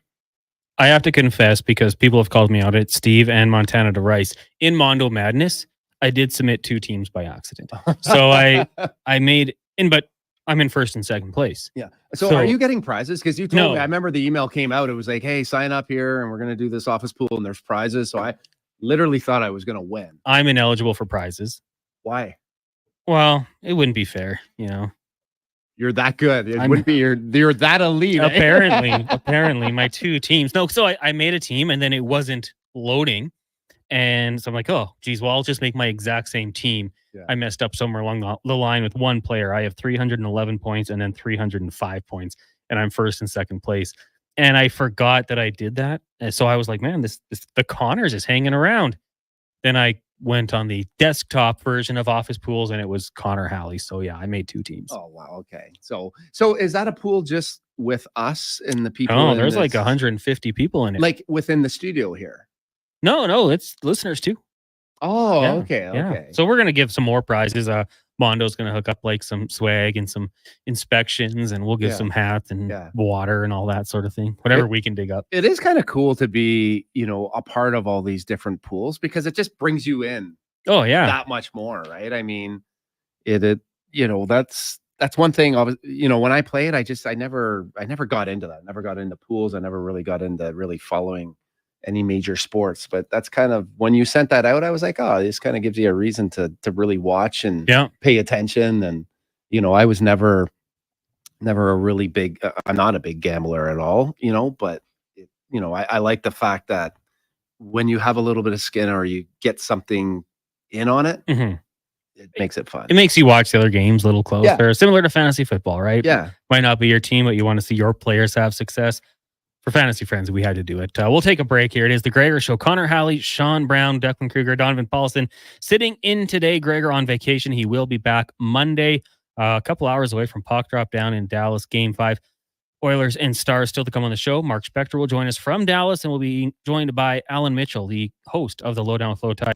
That'll be around 5:20, 5:25 or so. Up next, though, 5 questions with Declan Kruger. You're listening to the Jason Gregor Show here on Sports 1440, brought to you by PlayAlberta.ca. What's cracking at Cattail Crossing? Great savings when you book a weekday tee time. Join Cattail Crossing Golf and Winter Club for an 18-hole round and get a $10 discount on your next round. Ask for details. Plus, their out-of-bounds restaurant is a must-try. CattailCrossing.ca. A solid financial plan is made up of more than just investments. Investments are an important part, but you need a more comprehensive approach. Vincent Pearson at Weird Pearson Akel & Associates Private Wealth Management understands that. He can help build a plan that includes retirement, estate planning, personal insurance, tax strategies, and yes, investments. Talk to him today and see the difference a real financial plan makes. Weird Pearson Akel & Associates. Call 780-988-4119 or visit weirdadvisoryteam.com. The playoffs are wild. We all know that. And this year, Play Alberta is making it even wilder. Make a deposit with promo code Gregor50 to snag a $50 free sports bet with your next deposit. Get ready for unbeatable promotions throughout the playoffs with 10+ odds boost on every Oilers playoff game. Score a chance to win a pair of lower bowl or even exclusive sweet tickets for an Oilers playoff game just by making a bet on an Oilers playoff game at playalberta.ca. Bonus terms and conditions apply. Christensen Communities, the name in active adult living. Enjoy retirement living without compromise. At Christensen, we understand that each lifestyle is unique. We are committed to providing choice through optional dining, personal services, recreation programs, and care plans to suit your current and future needs. Enjoy maintenance-free living and build new friendships in a safe, independent community. Large suites with full kitchens and in-suite laundry, on-site amenities, and so much more. Find out more today about our communities across the province at cdlhomes.com. When summer brings the heat, McDonald's brings the chill. During summer drink days, enjoy a small iced coffee or a refreshing Coca-Cola for $1 plus tax and step up your summer today. At participating McDonald's restaurants in Canada, prices exclude delivery. The Toronto Blue Jays are on Sports 1440. Every weekend, catch all the action with play-by-play announcer Ben Schulman. The Blue Jays, this Saturday and Sunday on Sports 1440. Edmonton's home for all things sports. Hey Leduc, it's me, Grant Fedork from Leading Edge Physiotherapy. What you might not know is that I started practicing physio here in Leduc more than 23 years ago. In those years since, I haven't forgotten the kind and welcoming people that trusted me then. Feels great to be back, but But I know we have to live up to our promise, and that's to live up to our name. This means bringing a leading edge focus on our environments, technology, communities, and the people who will care for you, like Graham Raymond and Amanda McIsaac, 2 locals who want to make a difference in your life. We're now open in Leduc. Learn more about us at leadingedgephysio.com.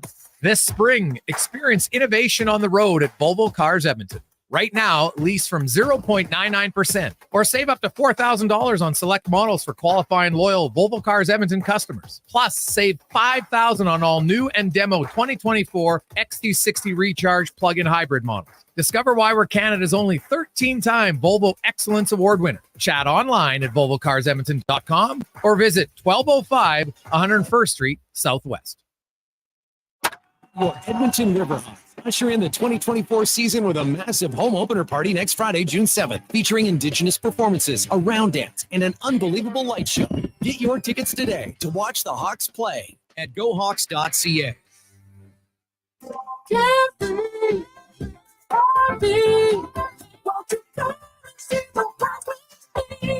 Hey campers, Brent Fullerton from Carefree RV. It's our favorite time of year and camping season is about to start. We're booking our annual spring service special, which includes a de-winterization and an RV checkup. Let us get you ready for camping the Carefree way. Call or text us at 780-438-2008 or visit us at carefreerv.ca.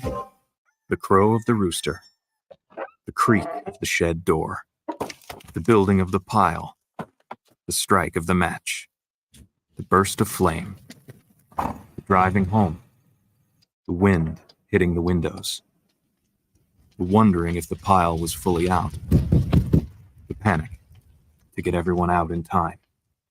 67% of Alberta's wildfires were started by people. Don't be that person. A message from the Government of Alberta.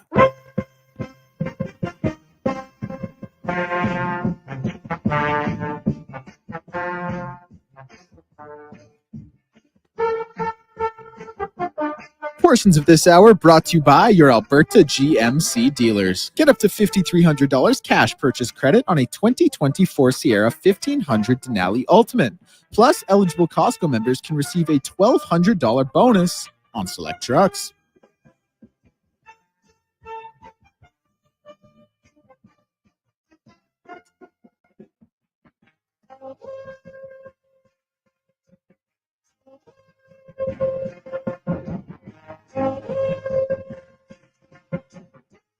In 40 brought to you by PlayAlberta.ca. Of course, we're coming to you live from the eWell studio. Get those texts into the eWell inbox, 1-833-401-1440. Connor Halley, Sean Brown, Declan Kruger, Donovan Paulson with you here. Also streaming live on the Oilers Nation YouTube, Facebook, Twitter streams, and the Sports 1440 Instagram page. Thank you guys all for tuning in today. Hope you're having a great Friday. It's just about that time for us to get to 5 questions brought to you by The Brick. It's time for 5 questions on the Jason Gregor Show. All right. Question number 1. Game day for the Edmonton Oilers, and as is customary, can we get a score prediction and a bold prediction from each of you for tonight's game? All right, I'll start off with it. Okay, let's say I'm going to go the Oilers find a way to win, because I think we always go that direction. I'll say we get a little bit of an offensive output as well. 5-3 Oilers, and we also get 2 power play goals from the Oilers. Wow. If they get 2 power plays. No caveats. Don't do that.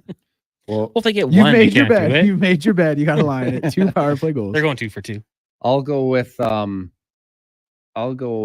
have to. I'll go with the Oilers as well. I'll go 2-1. I think it's going to be a tight game. I think it's going to be a great game. And I'm going to go triple overtime. Oh, geez. And my heart can't handle it. He's just saying anything over there. That is bold. Just making stuff Hey, I up. just want to. I love it when the games go on. Like, what else you got to do tonight? He That's saw it. he It's saw- early, too. He saw bold prediction and picked something out of a hat. Triple OT. That sounds good. And I'll go with Connor Brown getting the game. gosh, this guy is bold. Question number 2. The NBA Finals is officially set with the Dallas Mavericks taking on the Boston Celtics.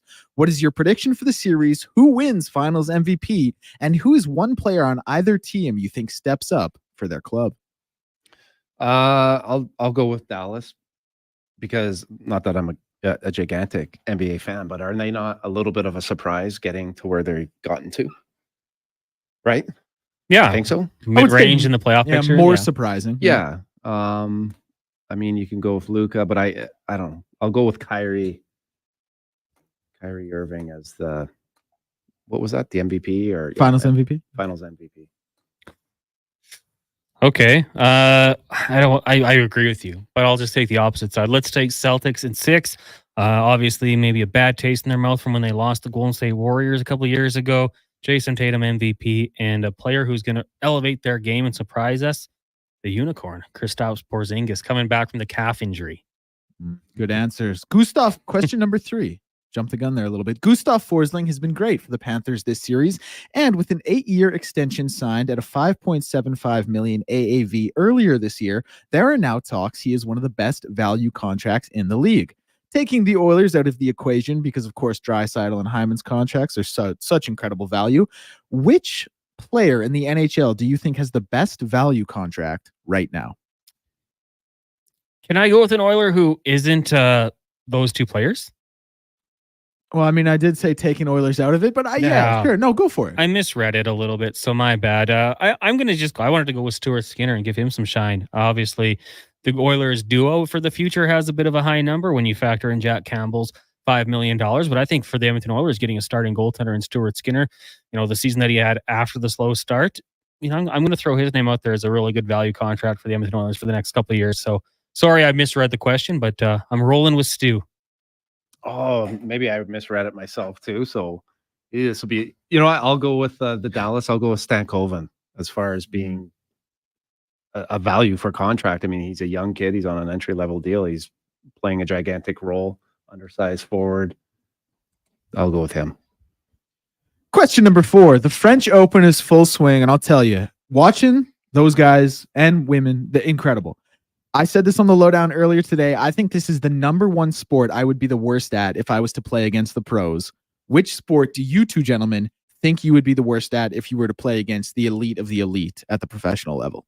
Well, I mean, they used to have pros versus Joes. I think anytime you play a pro or someone specializes in what they do, you're never going to look good. Like, you don't realize how good a pro is until you play with one. But so, right. That's probably like objectively the correct answer. So I'll change it to elite amateur. Which one do you think would be the biggest skill gap for you personally? Maybe badminton.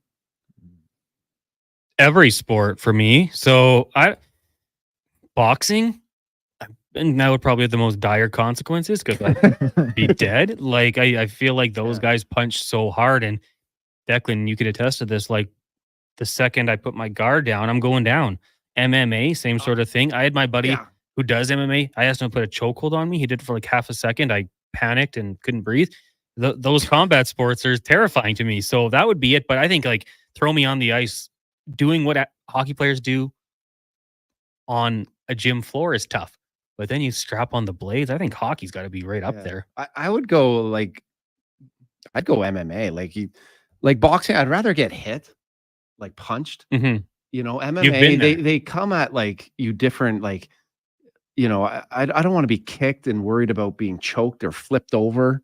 Right. My buddy actually was really good at wrestling. And one day we were in the gym and we decided, he's like, hey, let's wrestle.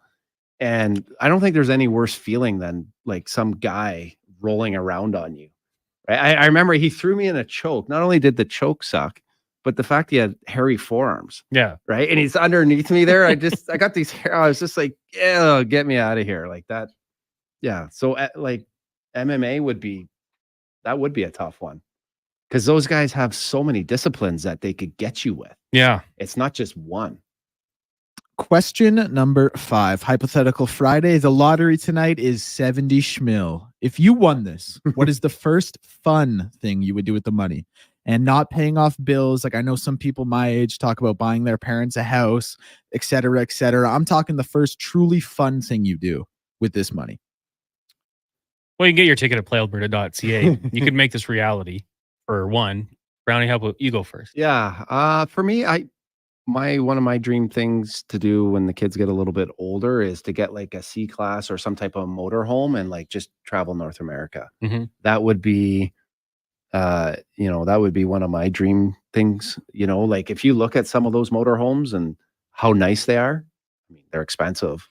But I think that would be kind of that for me. That would be, that would probably be the biggest thing that I'd look to do. Fun thing, Declan. That's a really good question. Because, you would do like the responsible things first. Maybe buy a house, pay off any debts you might have, take care of your family, maybe some Giving friends my as well. parents $10K easy. Yeah. That's 70. 70. You know what? I think I might buy one of those year-long cruises and just travel the world on a boat for a while. I went on a cruise to Alaska and it was fun. So I think it'd be a lot more fun to go to like the Caribbean and Europe on a boat and get out, explore for the day, hop back on the boat, have a nice meal, and then wake up somewhere else. So I think I might do like a year-long cruise. You guys wouldn't hear from me. I've never been on a cruise, but what's fun being on the water on a boat? Well, I mean, you can buy the unlimited drink pass. There's a casino. They've got a movie theater. Yeah. They've got, restaurants. The boat's not quite as good, but I would say like just sitting there having a drink, looking out, trying to see whales and stuff. Yeah. Is there a fear? Like, what's it like? What's the railing like? Is there a fear Pretty of high falling? up. Like, I mean, people have fallen over and you'd be done. That's a little scary. I stayed away from the rails because that would freak me right out. But there was only one point where like the waves got to me. There was like going up against the current up near like northern Alaska.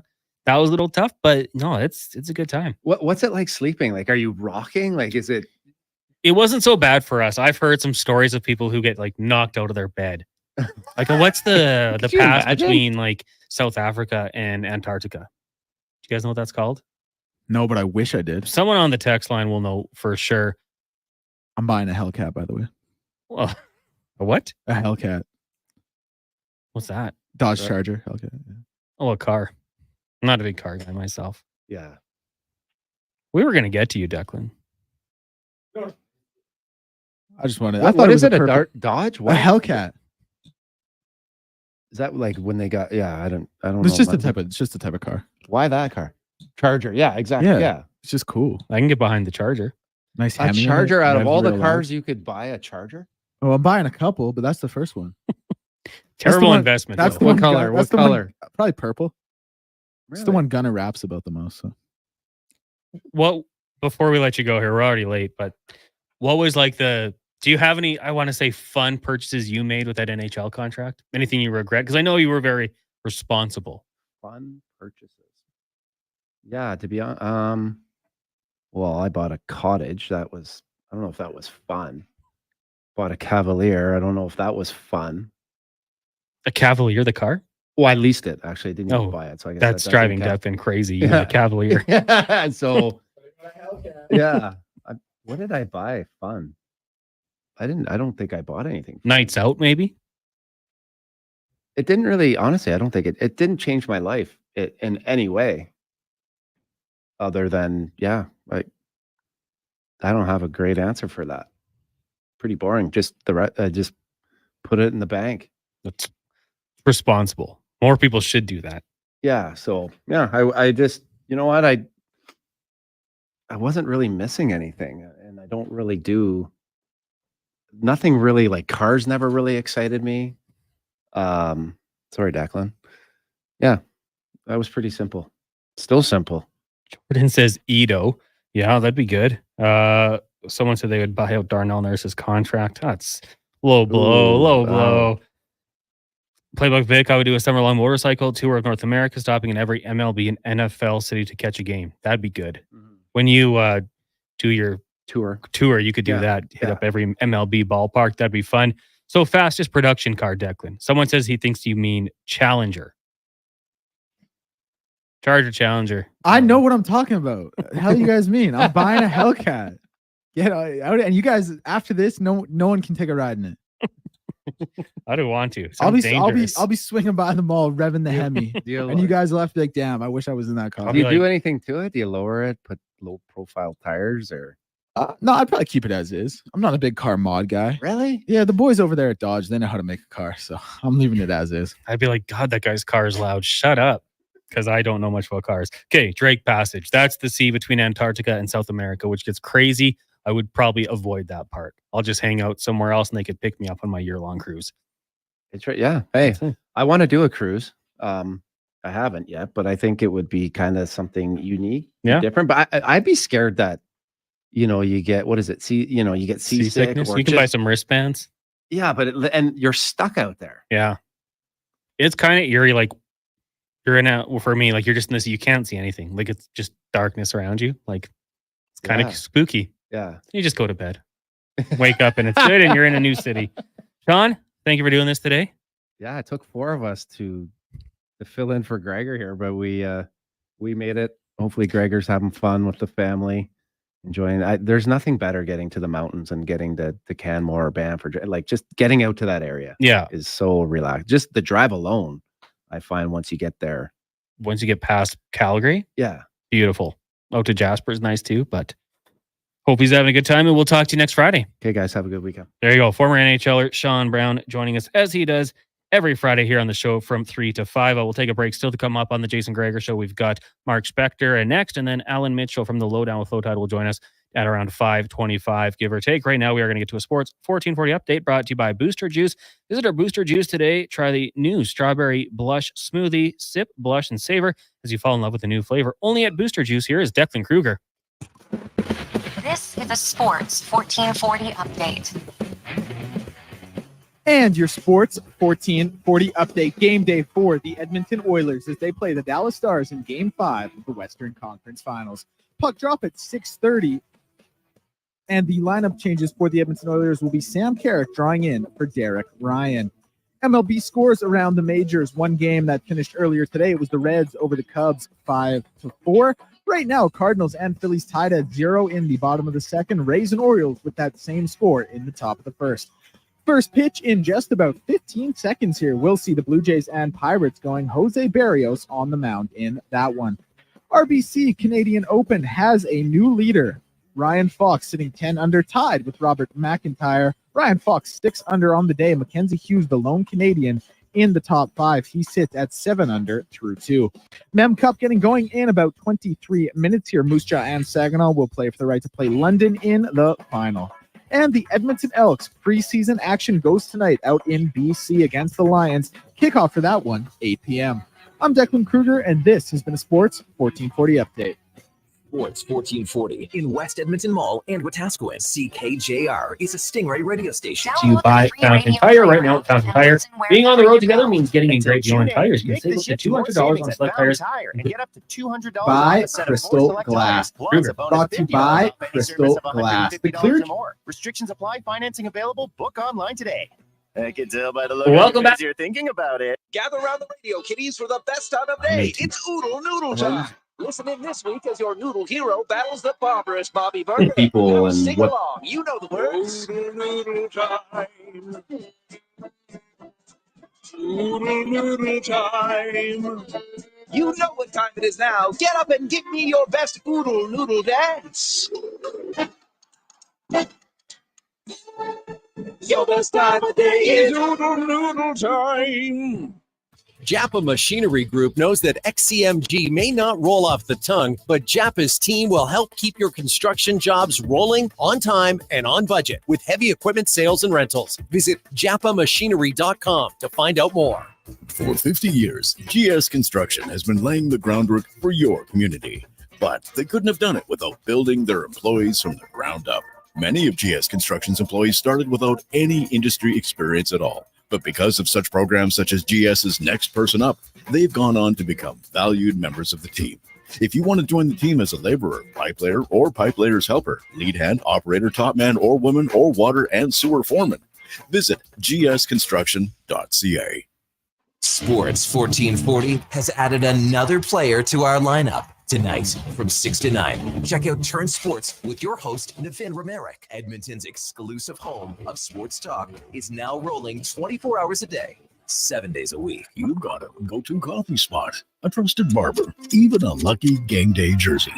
But When it's about looking your absolute best, there's only one name you need. Mr. Dirk. Family run since 1939. We're experts in crafting impeccable tailor-made suits and offering a wide variety of everyday styles. Pair that with personalized one-on-one fittings and the convenience of on-site tailoring. Mr. Dirk elevates your style game. Visit our Edmonton store or explore MrDirk.com. Score big on style with Mr. Dirk. Hold on to your hockey helmet, Edmonton. On the Rocks is serving up 60-cent wings that fly off the plate faster than a slap shot. And Molson Canadian for $4.50. OTR's TVs, they're so clear. You'll see the puck better than the ref. Plus, every game night during Edmonton's playoff run gives you a chance to be part of the Sack Attack. You could win a Hyman jersey. This is our year. And our time to cheer. Be a part of the legend. On the Rocks. On the Rocks. Jasper Ave 118th. Hey, sports fans, we've got a clear choice for you. At Crystal Glass, we provide customers with the perfect glass for any job. From home to auto and even commercial, installation or repairs, we're your team. Call 310 Glass or visit crystalglass.ca. Crystal Glass.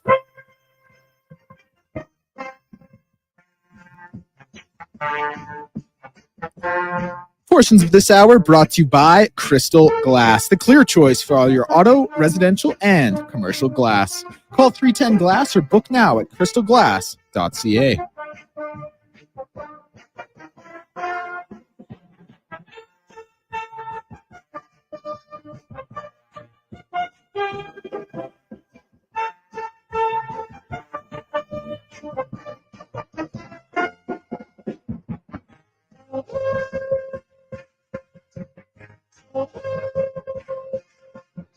Ten after 5, it is the Jason Gregor Show. Connor Halley, Declan Kruger, Donovan Paulson with you here today, sitting in for Gregor. He will return on Monday. Thank you for tuning into the Positive Friday edition of the show.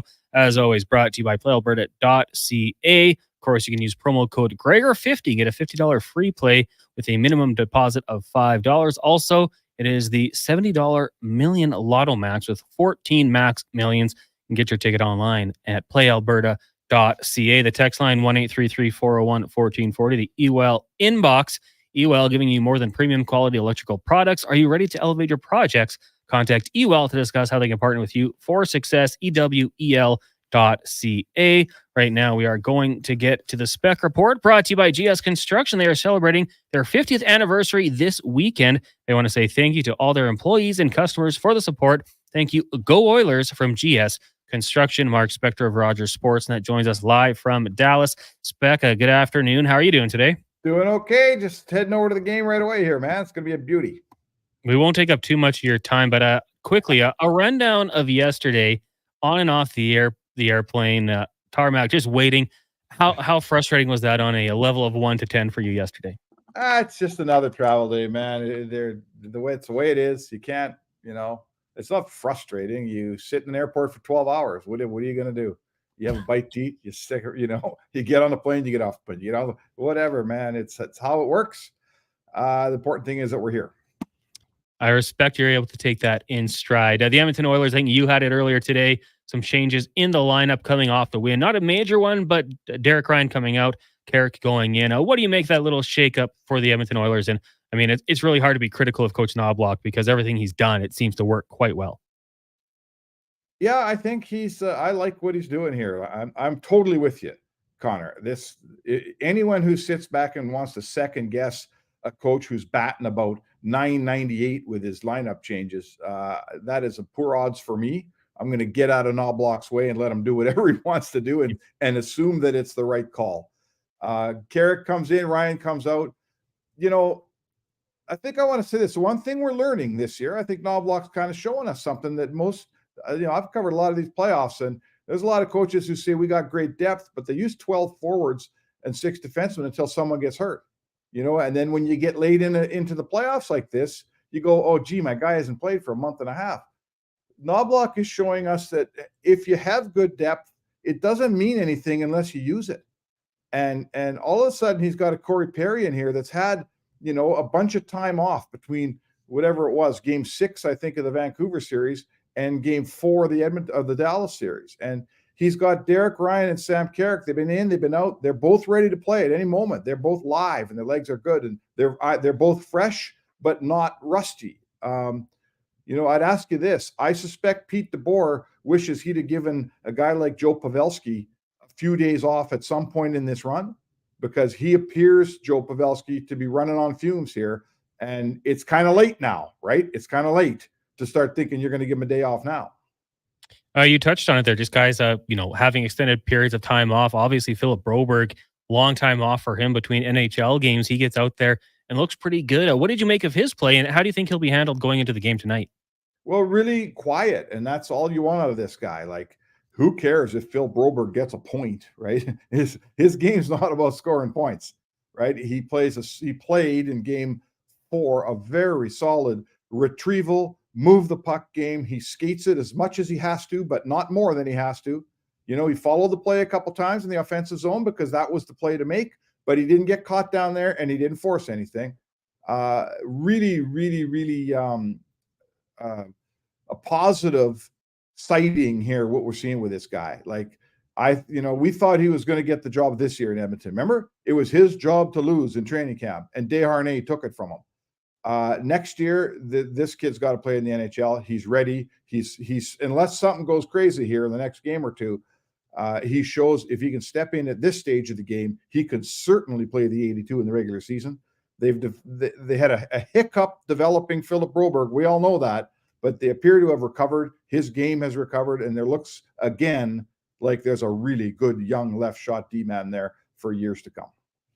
Mark Spector joining us here on the Jason Gregor Show, live from Dallas, of course, with Rogers Sportsnet. I saw it on your timeline here on Twitter. You retweeted a Leon Draisaitl quote, "I truly believe our best beats anyone's best." You're around the team today. What is the level of confidence with those guys right now, especially coming off the performance that they did going down 2-0, but coming back to score 5 straight?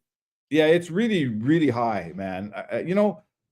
I don't like. Sometimes you play a team and sometimes like that Western Conference Final 2 years ago. I'm here to tell you, deep in their minds, the Oilers knew this other team's better. They paid their dues. They're way ahead of us on their curve. Colorado Avalanche are a better team. They never would have said it, and they would have fought those emotions, but they were there. In this series, now that we've played 4 games, the Oilers have shown themselves, most importantly, us, everybody else, but they've shown themselves when they play their best game, it's too much for Dallas. When they play the way they want to play, it's enough. It's good enough. It'll win. They'll beat Dallas.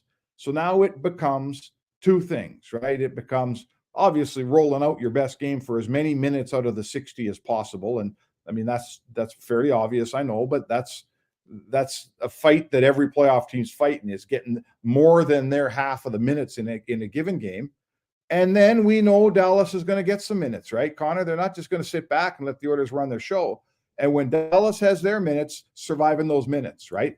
Making hay when you have the game by the throat, trying to get like 40 out of the 60 minutes played with you on top, with your foot on the pedal. And then the other 20, you got to survive them because the other guys are good now. You're not playing San Jose where they don't take any minutes in the game. You're playing Dallas. They're going to get some minutes. So you got to survive those ones. And I think the Oilers like their formula, man. I think they feel like when we're having our minutes and we're going to get more than 30 or 40 of them, we can win this thing. We have heard some people, and I don't know if it's a criticism, maybe more just an observation, not maybe the intensity that we'd seen previous and in some of the other series. It's 2 teams kind of playing their game, but we did see a couple shots from behind at the end of the game. There was one Robertson and Hyman got a shot. Do you think there's any chance that boils over, or do you think both teams are just focused on getting the win and letting all that other stuff maybe wait for the future? These aren't physical teams. That's what the deal here. They're not teams that play a real physical game. Us old dinosaurs look at hockey, and you're probably one of us. You look at hockey and you go, "Where's all the hits? It's May." They're supposed to be drilling each other every shift. Hits, yeah. Yeah, right, man. What's happening here? Vancouver drew you into that game because that's how they played. And then Vancouver out-hit Edmonton. Everybody saw it. But they felt they needed to play that way. The Oilers don't feel they need to play that way to win.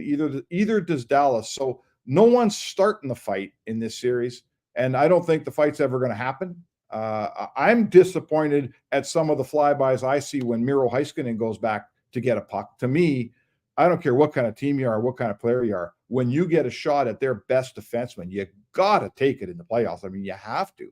And there's been a lot of instances where the Oilers haven't taken it. So I guess that's the team they are. I'm here to tell you, I love good physical play as much or more than the next guy, but you got to realize who your team is. And this is the team the Oilers are. They can play some physical hockey, but they're not going to go bang you out of the rink. It's never going to happen.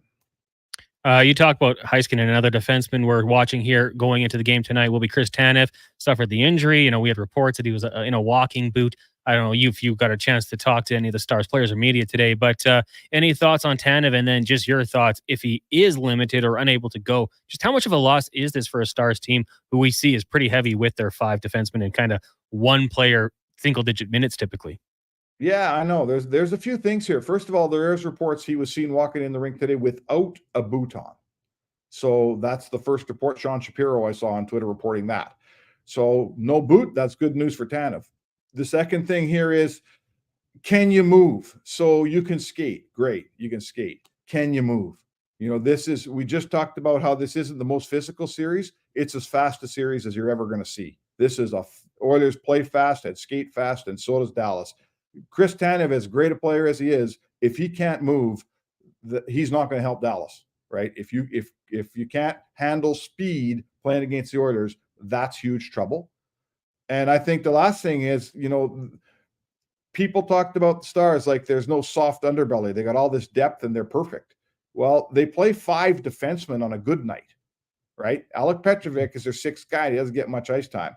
If Tanev is limited or can't play, all of a sudden you're looking at 4 guys the coach really trusts. And Petrovic, who he kind of trusts, and some other guy who's barely played. So they have depth, but not on their blue line. They don't have depth. So this is a big one, this Tanev thing. A, can he play? And B, if he plays, what kind of, how much of Chris Tanev are we really going to get here? Oh, it's going to be awesome. Well, Spec, thanks so much for doing this today. Enjoy the game. And I know you're calm, cool, and collected in the airport, but I wish you a smoother travel schedule home back to Edmonton for Sunday night. Thanks, buddy. I hope I get one tomorrow, man. There you go. Mark Spector, Rogers Sportsnet, joining us here on the Jason Gregor Show. Connor Halley, Declan Kruger, Donovan Paulson. Declan, I don't know about you, but I would be going crazy. I hate airport delays. Like, I shouldn't. I should be more mature. There's nothing you can do about it, right? You're just waiting to get from point A to point B. Things happen, but for me personally, like when I see that delayed or get the notification the day before your flight's been, changed to an hour later, I don't know why. Just rattles me. Just want to hop in a car and drive. The worst. And I've become a pretty scared flyer in the last year and a half. It's a pretty new thing for me. I didn't have too many problems with it as a kid, but now I've developed a bit of a fear of flying. So you throw a delay in there and I got to wait more and just let the anxiety grow. There is nothing worse. I just want to get in that plane, get point A to point B, be over with it. Any longer I have to, an airport's chill because you can go have a drink, you can have some fun, whatever. But knowing that the inevitable is delayed and this fear for me anyway, it's the worst. Yeah. And there's ways you can combat that. You can medicate, you can hydrate, things of that nature, but I don't know. I'm with you. I just want to get it done. At the end of the day, you're just getting into a steel box flying over the sky, breaking the laws of physics. Something's not right there. I'm with you. And it gets worse with age, I'm told. It happened that way for me. Me too. Let's take a break here. When we come back, we'll be joined by Alan Mitchell, the host of The Lowdown with Low Tide here on the Jason Gregor Show. Gregor, of course, off. He will be back on Monday. Connor Halley, Declan Kruger, Donovan Paulson with you here. The show, as always, brought to you by PlayAlberta.ca. Thank you for tuning in. Of course, everyone also watching on Oilers Nation, YouTube, Facebook, Twitter, and the Sports 1440 Instagram. Thank you as well. We'll be back right after this.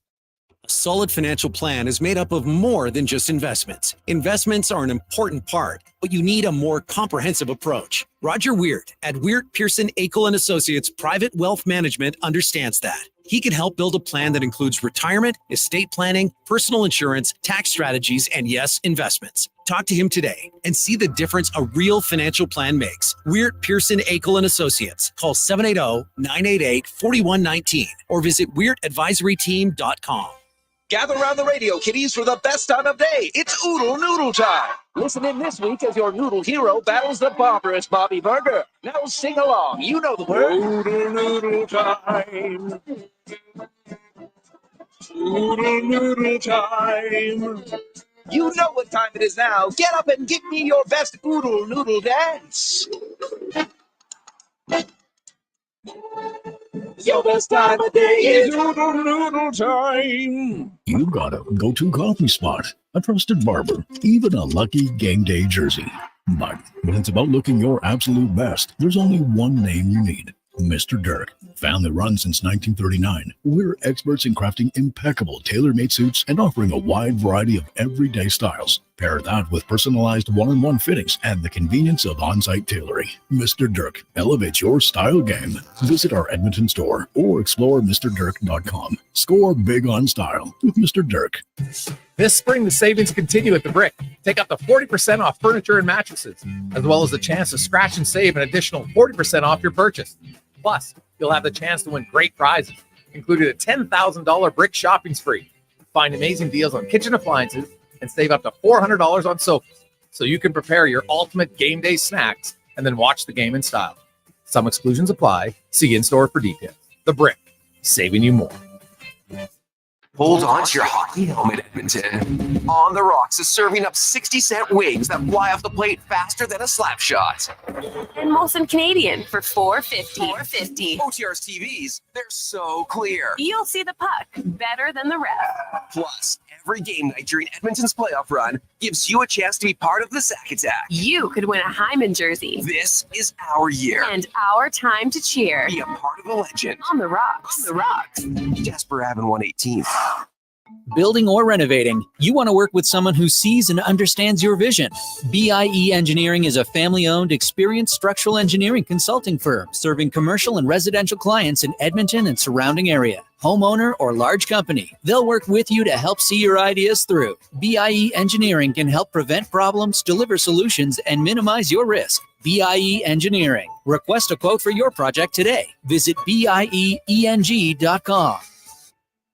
Excavators, loaders, lifts, compaction equipment, and more. Find the XCMG construction equipment you need. Available for rental or sale at Japa Machinery Group. Japa, helping build Alberta from the ground up for 50 years. Visit japamachinery.com. For a limited time at McDonald's, enjoy the tasty breakfast trio. Your choice of chicken or sausage McMuffin or McGriddles with a hash brown and a small premium roast coffee for $5 plus tax. Available until 11 a.m. at participating McDonald's restaurants. Price excludes delivery. Clear up some garage space and keep your tires in prime condition at Windermere Chrysler. We offer convenient, on-site seasonal tire storage that ensures your tires are safe, sound, and ready when you need them. With every service visit, enjoy a complimentary tire and wheel alignment analysis, plus a thorough car wash and vacuum. Trust Windermere Chrysler to maintain both your vehicle and your tires to impeccable condition. The choice is clear. It's Windermere. Visit windermeredodge.ca. Uber Eats is now in your area. We've got it all, from your favorite restaurant dishes to groceries and essentials. And get $0 delivery fee on all your orders. What are you waiting for? Try Uber Eats now. Taxes and fees still apply. See app for details.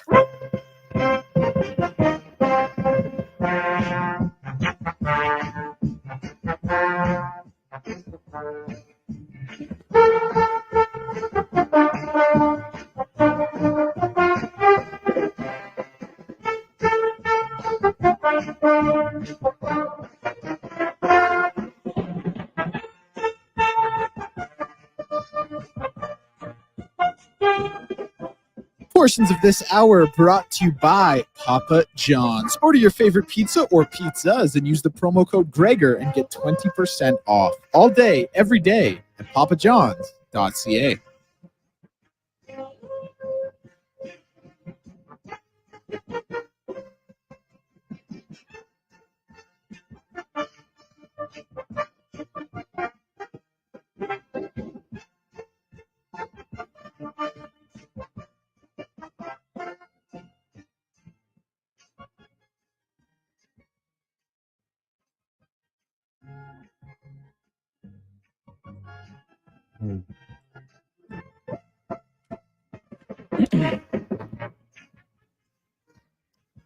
Welcome back to the Jason Gregor Show here on Sports 1440. Connor Halley, Declan Kruger, Donovan Paulson with you here today. Gregor on vacation. He will be back on Monday. Just a little bit of a break for Gregor. Enjoying a bit of a long weekend.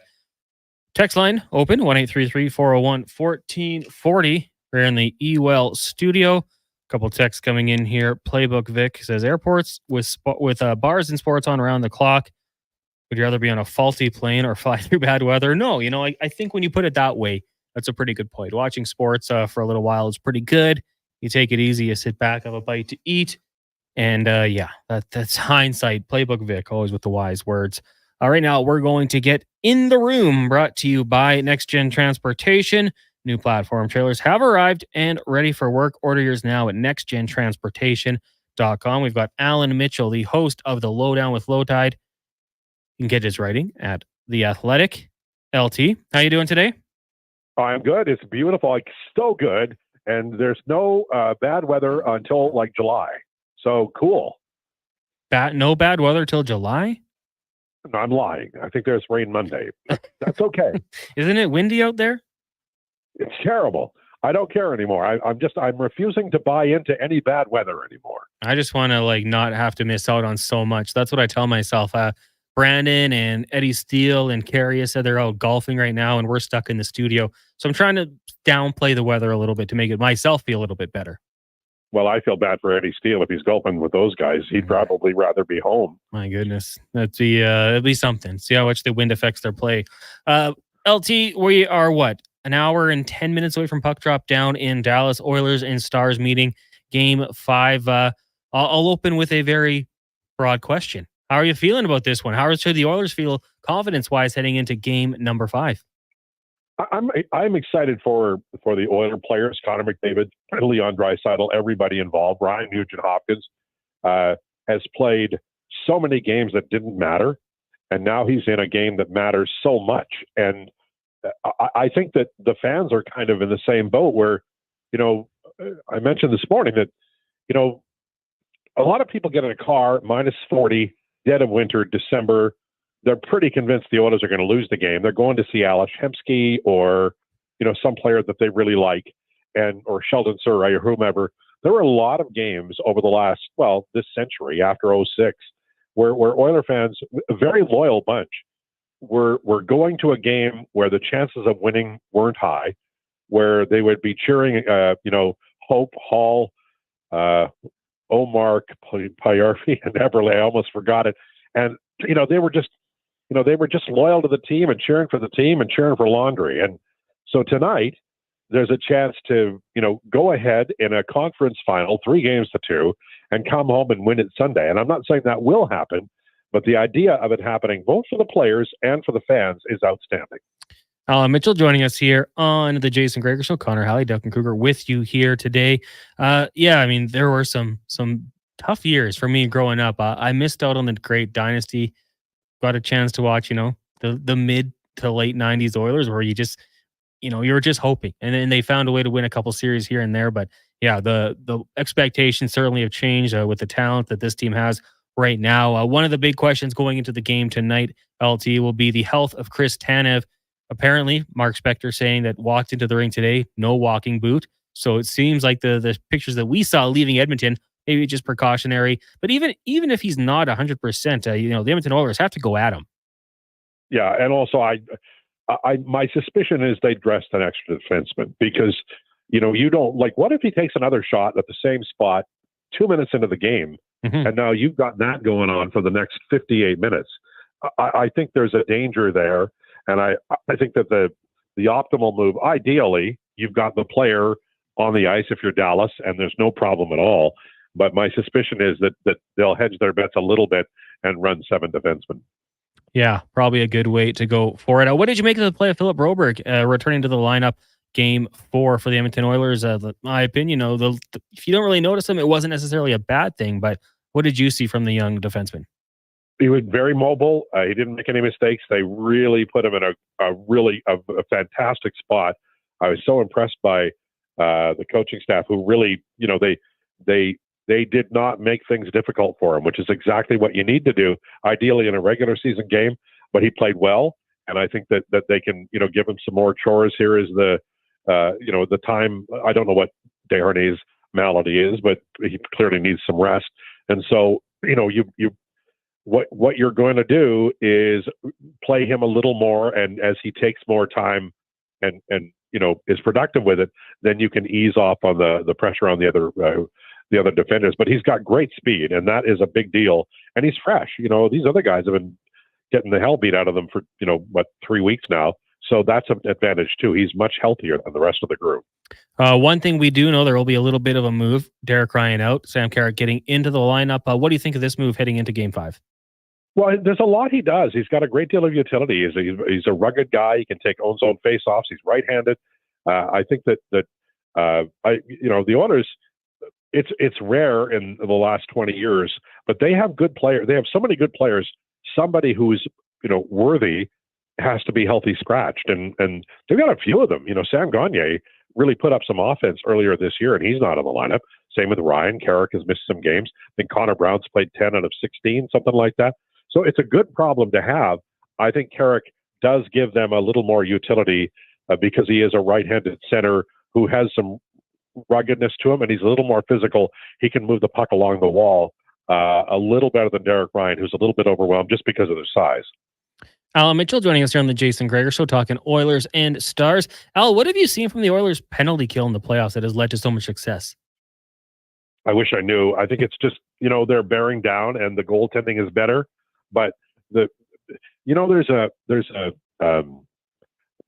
regression is a funny thing because, the Oilers, they're executing well, but they were trying to execute well before. It just didn't work out.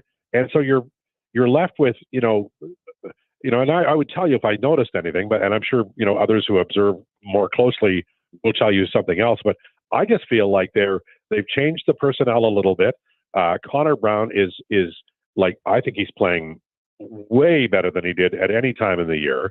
The Henrique is a guy who helps. Janmark's just a really smart player, and they're effective. They actually don't have Desharnais in the lineup, and it doesn't seem to be early on. I mean, it's just very few minutes so far without Desharnais, but they seem to be able to recover from that too. So, they're on a roll. There's momentum and regression, whatever you want to call it, luck, but it's working in the Oilers' favor, and that's a big part of the series.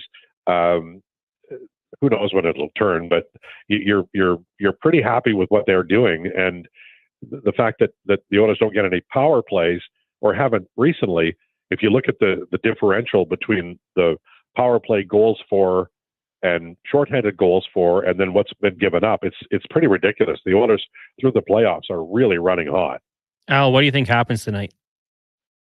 Tight game, difficult game, probably a 1-goal game. I'll say double overtime. Oh my goodness. Sean Brown said triple overtime. Well, because he's a hockey player, he knows more than I do. It's ridiculous. I mean, we'll be thankful it's a 6:30 listed puck drop if it goes that late. Before we let you go, Edmonton Elks preseason football in BC tonight, taking on Vancouver. Those BC Lions fans are going to want their revenge on the city of Edmonton after the playoff series. No McLeod Bethel Thompson, no Trey Ford, no Kevin Brown, no Gino Lewis. What do you think happens here? What should we be watching out for? Well, for me, this is a really important year for the Elks. This is a really, really important year for them. So I'm watching for a competitive game because fans are still fans. They are. If I talk to fans all the time, Elks fans, and they're mad about this or mad about that. They don't like the performance on the field. They have a quarterback they like and he's not the starter. There's a lot they don't like, but what helps is winning. So if they're competitive tonight and every night, I think the fans will come back, and that's what I'm looking for. And I'm also looking for the new exciting names. There's always a bunch of recruits that we've never really heard of who come in and do a really good job. And maybe, just as an added bonus, maybe an Elks player runs back a kick for a touchdown. It would be nice. And you're right about that. Like you never really know in the CFL season. It can always be an injury or, the ratio allows someone to come out, someone gets a chance to go in, and you got this player coming off the bench week 6 and they can just go off. So love the CFL. Like you can't wait to get down there for some games. The season kicks off in no time. Only question is, will it conflict with a potential Oilers Stanley Cup final game 1? That's the horrible thing. It really is, and it used to happen a lot in the 80s. The Eskimos would go deep, and fans would be interested in that. And then I remember emceeing a lot of things in the springtime when the Oilers were in the Stanley Cup playoffs, and people would have committed to go to an event, whatever it might be, and they are there and they're listening and they're having fun or whatever, but they really just want to know the score. And back then there was no internet, so we always had to have somebody watching the game and give us an update on when the score when somebody scored back in the day. Good old days. Al, thanks for doing this today. Have a great weekend. We'll talk to you on Monday. All right, you too, sir. There you go. Alan Mitchell, the host of The Lowdown with Low Tide. You can hear that, of course, Monday through Friday from noon till 2 here on Sports 1440. If you didn't hear it, go check out the podcast, Apple, Google, Spotify, wherever you get it from. Also, check out his work with The Athletic and lowtide.ca and on Twitter/X at Lowtide. We'll take a break. When we come back, we'll wrap things up. We'll get the lineup and more. It is the Jason Gregor Show. Connor Halley, Declan Cougar, Donovan Paulson with you here today. The show, as always, brought to you by playalberta.ca. Christensen Communities, the name in active adult living. Enjoy retirement living without compromise. At Christensen, we understand that each lifestyle is unique. We are committed to providing choice through optional dining, personal services, recreation programs, and care plans to suit your current and future needs. Enjoy maintenance-free living and build new friendships in a safe, independent community. Large suites with full kitchens and in-suite laundry, on-site amenities, and so much more. Find out more today about our communities across the province at cdlhomes.com. The playoffs are wild. We all know that. And this year, Play Alberta is making it even wilder. Make a deposit with promo code Gregor50 to snag a $50 free sports bet with your next deposit. Get ready for unbeatable promotions throughout the playoffs with 10+ odds boost on every Oilers playoff game. Score a chance to win a pair of lower bowl or even exclusive suite tickets for an Oilers playoff game just by making a bet on an Oilers playoff game at playalberta.ca. Bonus terms and conditions apply. Try the new extra-large New York-style crispy pepperoni pizza only from Papa John's. Get you some of that crispy, curly, cuppy pepperoni on top of an extra-large New York-style crust pizza with creamy tomato sauce and a 3-cheese blend. This ain't around forever, so walk fast like you're in NYC and order one now. The extra-large New York-style crispy pepperoni pizza for just $22.99, only at Papa John's. Better ingredients, better pizza, better get you some. Postseason is always exciting for hockey fans. But for GS, it's all about construction season. For 50 years, GS Construction has been laying the groundwork for your community, but they can't do it without the best team possible. GS Construction is scouting for experienced and motivated laborers, pipe layers or pipe layers helpers, lead hands, operators, top men or women, and a water and sewer foreman. Apply today and start working for the 2024 construction season. Visit gsconstruction.ca today.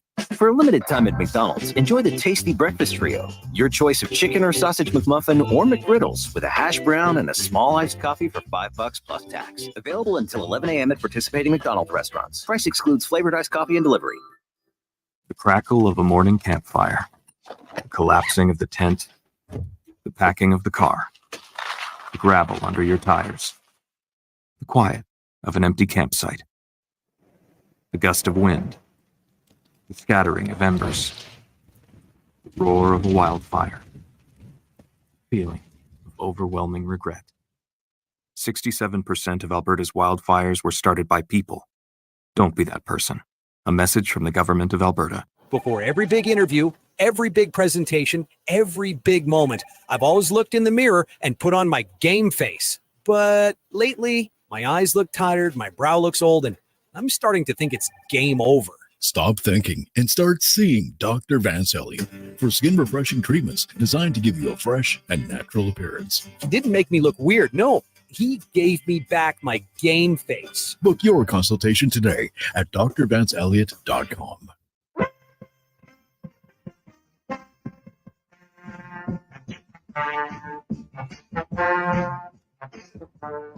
Portions of this hour brought to you by Leading Edge Physio. Professional athletes use aquatic therapy, radial shockwave, zero-gravity treadmills, and pneumatic recovery devices for rehab. Leading Edge Physio offers those to you. Sports shouldn't hurt. LeadingEdgePhysio.com.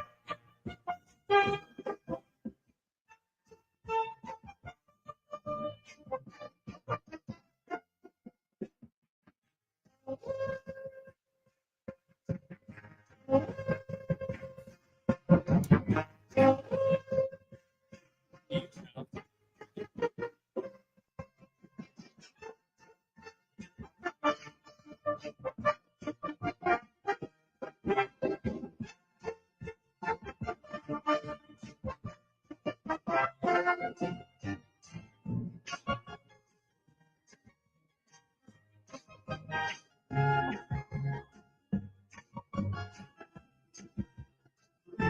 5:44. Thank you for tuning into the Jason Gregor Show today. Big thank you to everyone who's got in on the conversation, everyone who jumped in on the chance to win tickets to the Oiler game tonight with a $100 donation to Gregor's Grads. Raised $1,500 right quick.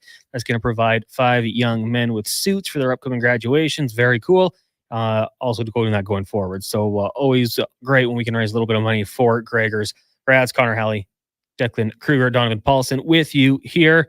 Earlier on in the day as well, we raised $3,700 for Winhouse in town. So it's been a very good day for us here on Sports 1440. It's going to continue from 6 to 9. We've got Turn Sports with Nav and Russell. That's coming up right when we wrap up here at the top of the hour. Of course, you got the Oilers and the Stars meeting in about, let's say, 55 minutes. The Sports 1440 will keep you up to date exactly on what has gone on. Shout out to everyone still watching on the YouTube, Facebook, Instagram, Twitter as well. T-Man, I see in the chat. Thanks for tuning in today. Some Stranger, J-Dub, HNF, Eric Richards, everyone. Glad to have you along for the ride. We got a text here. I won't put your number out there. No name. Hey, gents, thoughts on Jake Paul and Tyson being postponed? Send us your name. But Declan, you're the fight guru here at Sports 1440. I don't know how much excitement you had for that going in, but Paul, Tyson, postponed. I'll just ask you your thoughts. Well, I'd rather it be postponed indefinitely. He's 57 years old. Like he's a grandpa. Yeah. I don't want to see it happen. Jake Paul takes a lot of flack, and Jake Paul is by no means the best boxer in the world. He's probably not even a good boxer, but he's young. He's in his physical prime. He has unlimited resources and time that he can dedicate to learning the sport of boxing and training. And he was probably going to go out there and hurt a legend. Like Mike Tyson, I know who Mike Tyson is, okay? I know he's Iron Mike Tyson. He is 57 years old, and he's fighting a guy who's in the prime of his life. So I'm happy it was canceled. I hope it gets canceled indefinitely. Like, listen, this guy was just having medical emergencies on planes, and he was having ulcers flare up. And now we have to talk about, when are we going to reschedule this fight against someone who's like 25 in the prime of their life, probably on all the steroids under the sun, and knows how to fight a little bit. So I didn't want to see it. I still don't want to see it. I don't know, man. It's kind of sad all around. I'll leave it at that. Would it taint Tyson's legacy if he loses that fight? No, I don't think so, because like he is what he is, right? Like he's 57. You know, if this is like Tyson Fury getting dropped by Francis Ngannou was way more damaging for Tyson Fury's legacy than it would be for Mike Tyson in this situation. Like 60 years old, hasn't fought, meaning I know he had his exhibition against Roy Jones Jr. a couple of years ago. Hasn't had a meaningful fight since 2005. I think it was his last one, 2004 maybe. Just hasn't been in the ring, hasn't been, training outside of a couple videos of him hitting pads. So I don't think it would hurt his legacy, but it would be damn embarrassing. Toronto Blue Jays right now scoreless in the fourth between them and the Pittsburgh Pirates. We've got Jays baseball for you tomorrow and Sunday. Tomorrow at, I believe, 1:07, and then on Sunday, 11:37 a.m. radio feed only. Of course, Oilers tonight. You got the Elks taking on the BC Lions. Last game of the preseason schedule for them. Declan, Oilers tonight. What are you watching out here for? Because, there's a lot of storylines. You got some injuries. You got a couple players in and out of the lineup. Depth concerns maybe for the Dallas Blue Line. What are you watching for tonight? I think the biggest thing for me is a carryover of last game, of game 4. Like, I thought that was Edmonton's most complete game in the series. Now, that's not exactly a bold or hot take or anything. They've only won 2 games. I think that was their best performance, but I think they found the mold, right? And I think they have the ability, or now should have the ability to carry that over into game 5 here. Obviously, with Tanev out, if he does play, I could not imagine he's going to be 100%. I would want to target him if I was the Edmonton Oilers. Controlling the puck in the neutral zone, I still want to see them deal with the forecheck a little bit better. But there aren't too many things I see with this Edmonton Oilers team that leave me with a lack of confidence. There are a lot of things this team does well, and we saw them go down 2-0 earlier. Some producers on this station were tweeting things like, great season, it's over. Don't know who that was. And the Oilers rallied back against the wall, came back, had a great game. So they have that ability within themselves. I would like to see a faster start, of course. Don't put Don't put yourself in that position, I should say. But all in all, I think the Oilers are fully capable of winning this game. I just want to see them come out, deal with a couple of things I mentioned. Well, yeah, I mean, and we saw the Oilers go up 2-0, and the Dallas Stars find a way to come back and win in that game too. So kind of the kiss of death there. Another producer tweeted out that if this were Dallas, they'd find a way to come back and win. So they took a learned lesson maybe from the Dallas Stars. 2-0, worst lead in hockey. I was going to say, is 2-0 the new most dangerous lead in hockey? Always has been. It was never 3-0? Never 3-0. Always 2-0. It's like that guy in space meme. Always has been. Always has. Always Great has reference. Been. Verbal meme. I had a buddy who used to always say that all the time. 2-0, worst lead in hockey. He was a Ducks fan. That was like all he would say. Worst lead in hockey. You get that one goal, the momentum's starting to shift. And we've seen it on a couple occasions now. Once for the Oilers, once for the Dallas Stars. And it's a tricky thing. Momentum might not carry game to game, but it certainly seems to be quite relevant inside those 60 minutes. And we'll see how it plays out tonight. Oilers and Stars. If you want to keep some pregame coverage going on the Oilers Nation YouTube, Facebook, and Twitter streams, you got pregaming with Bordsy, Aaron Bordato. He probably is Tyler Yaremchuk with him tonight. That would be my guess, but you can tune into that or Turn Sports right here on Sports 1440 for those of you out and about on the radio. Declan, are you going to be in tomorrow morning for the Saturday Sports setup? Oh, yeah. Why not, man? I don't know who it's going to be. That's all. Who else is going to be there? Could be me. Could be you. Could be Brandon. I don't know. Donovan's over there. Those are some options. No, I think I'll be in for the Fantasy Frenzy. The one thing I'll have to say is my mom is doing a rowing training exercise tomorrow, and she wants me to buy her Folk Fest tickets when they go on sale at 10 a.m. So I'm going to have to watch for that. But yeah, I can be in for sure. High demand for those. We'll also That's what I'm saying. I might have to hop in there at like 9:30. You probably will. Basketball. Right, so don't count me in just yet. We'll see what happens. See how it goes for you. Basketball show going to be at 10 a.m. till noon with Paul Sir and Ryan and Brian. And then, like we said, Blue Jays baseball. Phil texting in 1-833-401-1440. For a 10-year period, I flew to GP in Fort Mac once a month for work. Delays were inevitable, but I racked up enough Aeroplan miles to hit Hawaii every 2 or 3 years. That's not too shabby. I got to think so. Miami, probably cool too. Hawaii is beautiful. Big fan of that spot. So if you ever get a chance to go, you should. Juice texted in, my guy, you just won $70 million and you want to be on a boat with 1,000 people for a year. You could at least buy a yacht and have the other people you want around you for the year, or just fly a PJ around the world to your favorite spots.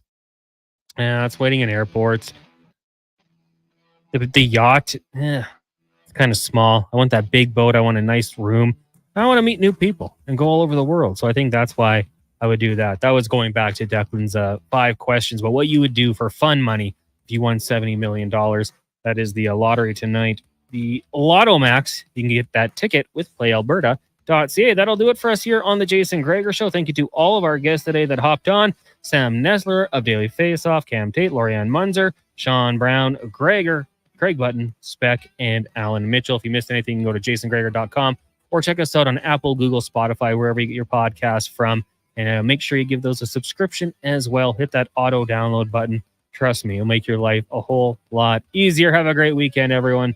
Turn Sports up next. Oilers, Stars, puck drop just after 6:30. Right now, we'll get to a Sports 1440 update brought to you by High Street Insurance. Driven by people, not products. We are people taking care of people for 10 years, serving Canadian businesses like yours.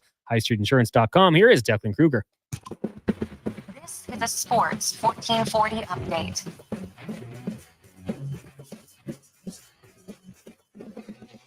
And one last time for me tonight, your Sports 1440 update. Edmonton Oilers in action in about 40 minutes here or so as they take on the Dallas Stars in Game 5 of the Western Conference Finals. Series currently tied 2 games apiece. Puck drop will be at 6:30. Stuart Skinner once again, of course, in the starter's net. And the only lineup change for the Edmonton Oilers will see Sam Carrick drawing in for Derek Ryan. MLB scores around the league right now. Phillies lead the Cardinals 3-1 in the bottom of the 5th. Rays up on the Orioles 1-0 in the top of the 3rd. Pirates and Blue Jays currently locked at 0-0 in the middle of the 4th. And in the bottom of the 2nd, a high-scoring one sees the Mets leading the Diamondbacks 5-3. Tigers up on the Red Sox 1-0 in the bottom of the 3rd. Rangers trail the Marlins 3-0 at that same stage in the game. Nationals and Guardians. Guardians up 1-0 in that one, bottom of the 3rd. And the only other game in action right now sees the Braves leading the Athletics 3-0. RBC Canadian Open from earlier today. Ryan Fox and Robert McIntyre tied for the lead at 10 under. Canadian Mackenzie Hughes in the top 5 at -7. Edmonton Elks in action tonight in preseason form as they take on the BC Lions out in BC. Kickoff for that one at 8 p.m. And a couple of results from the French Open today. Denis Shapovalov was trailing 2-0 against Herbert Hurkacz before being suspended for rain. Felix Auger-Aliassime was leading Ben Shelton 5-4 on serve in the first when that one also suspended. Leila Ann Fernandez has had her tournament come to an end at the hands of Ons Jabeur, the 8th seed in straight sets. That is going to do it for us. Turn Sports is up next. Fox Sports on the way at 9, and then Brandon Douglas and Kevin Carius back on Monday at 7 a.m. I'm Declan Kruger. This has been a Sports 1440 Update.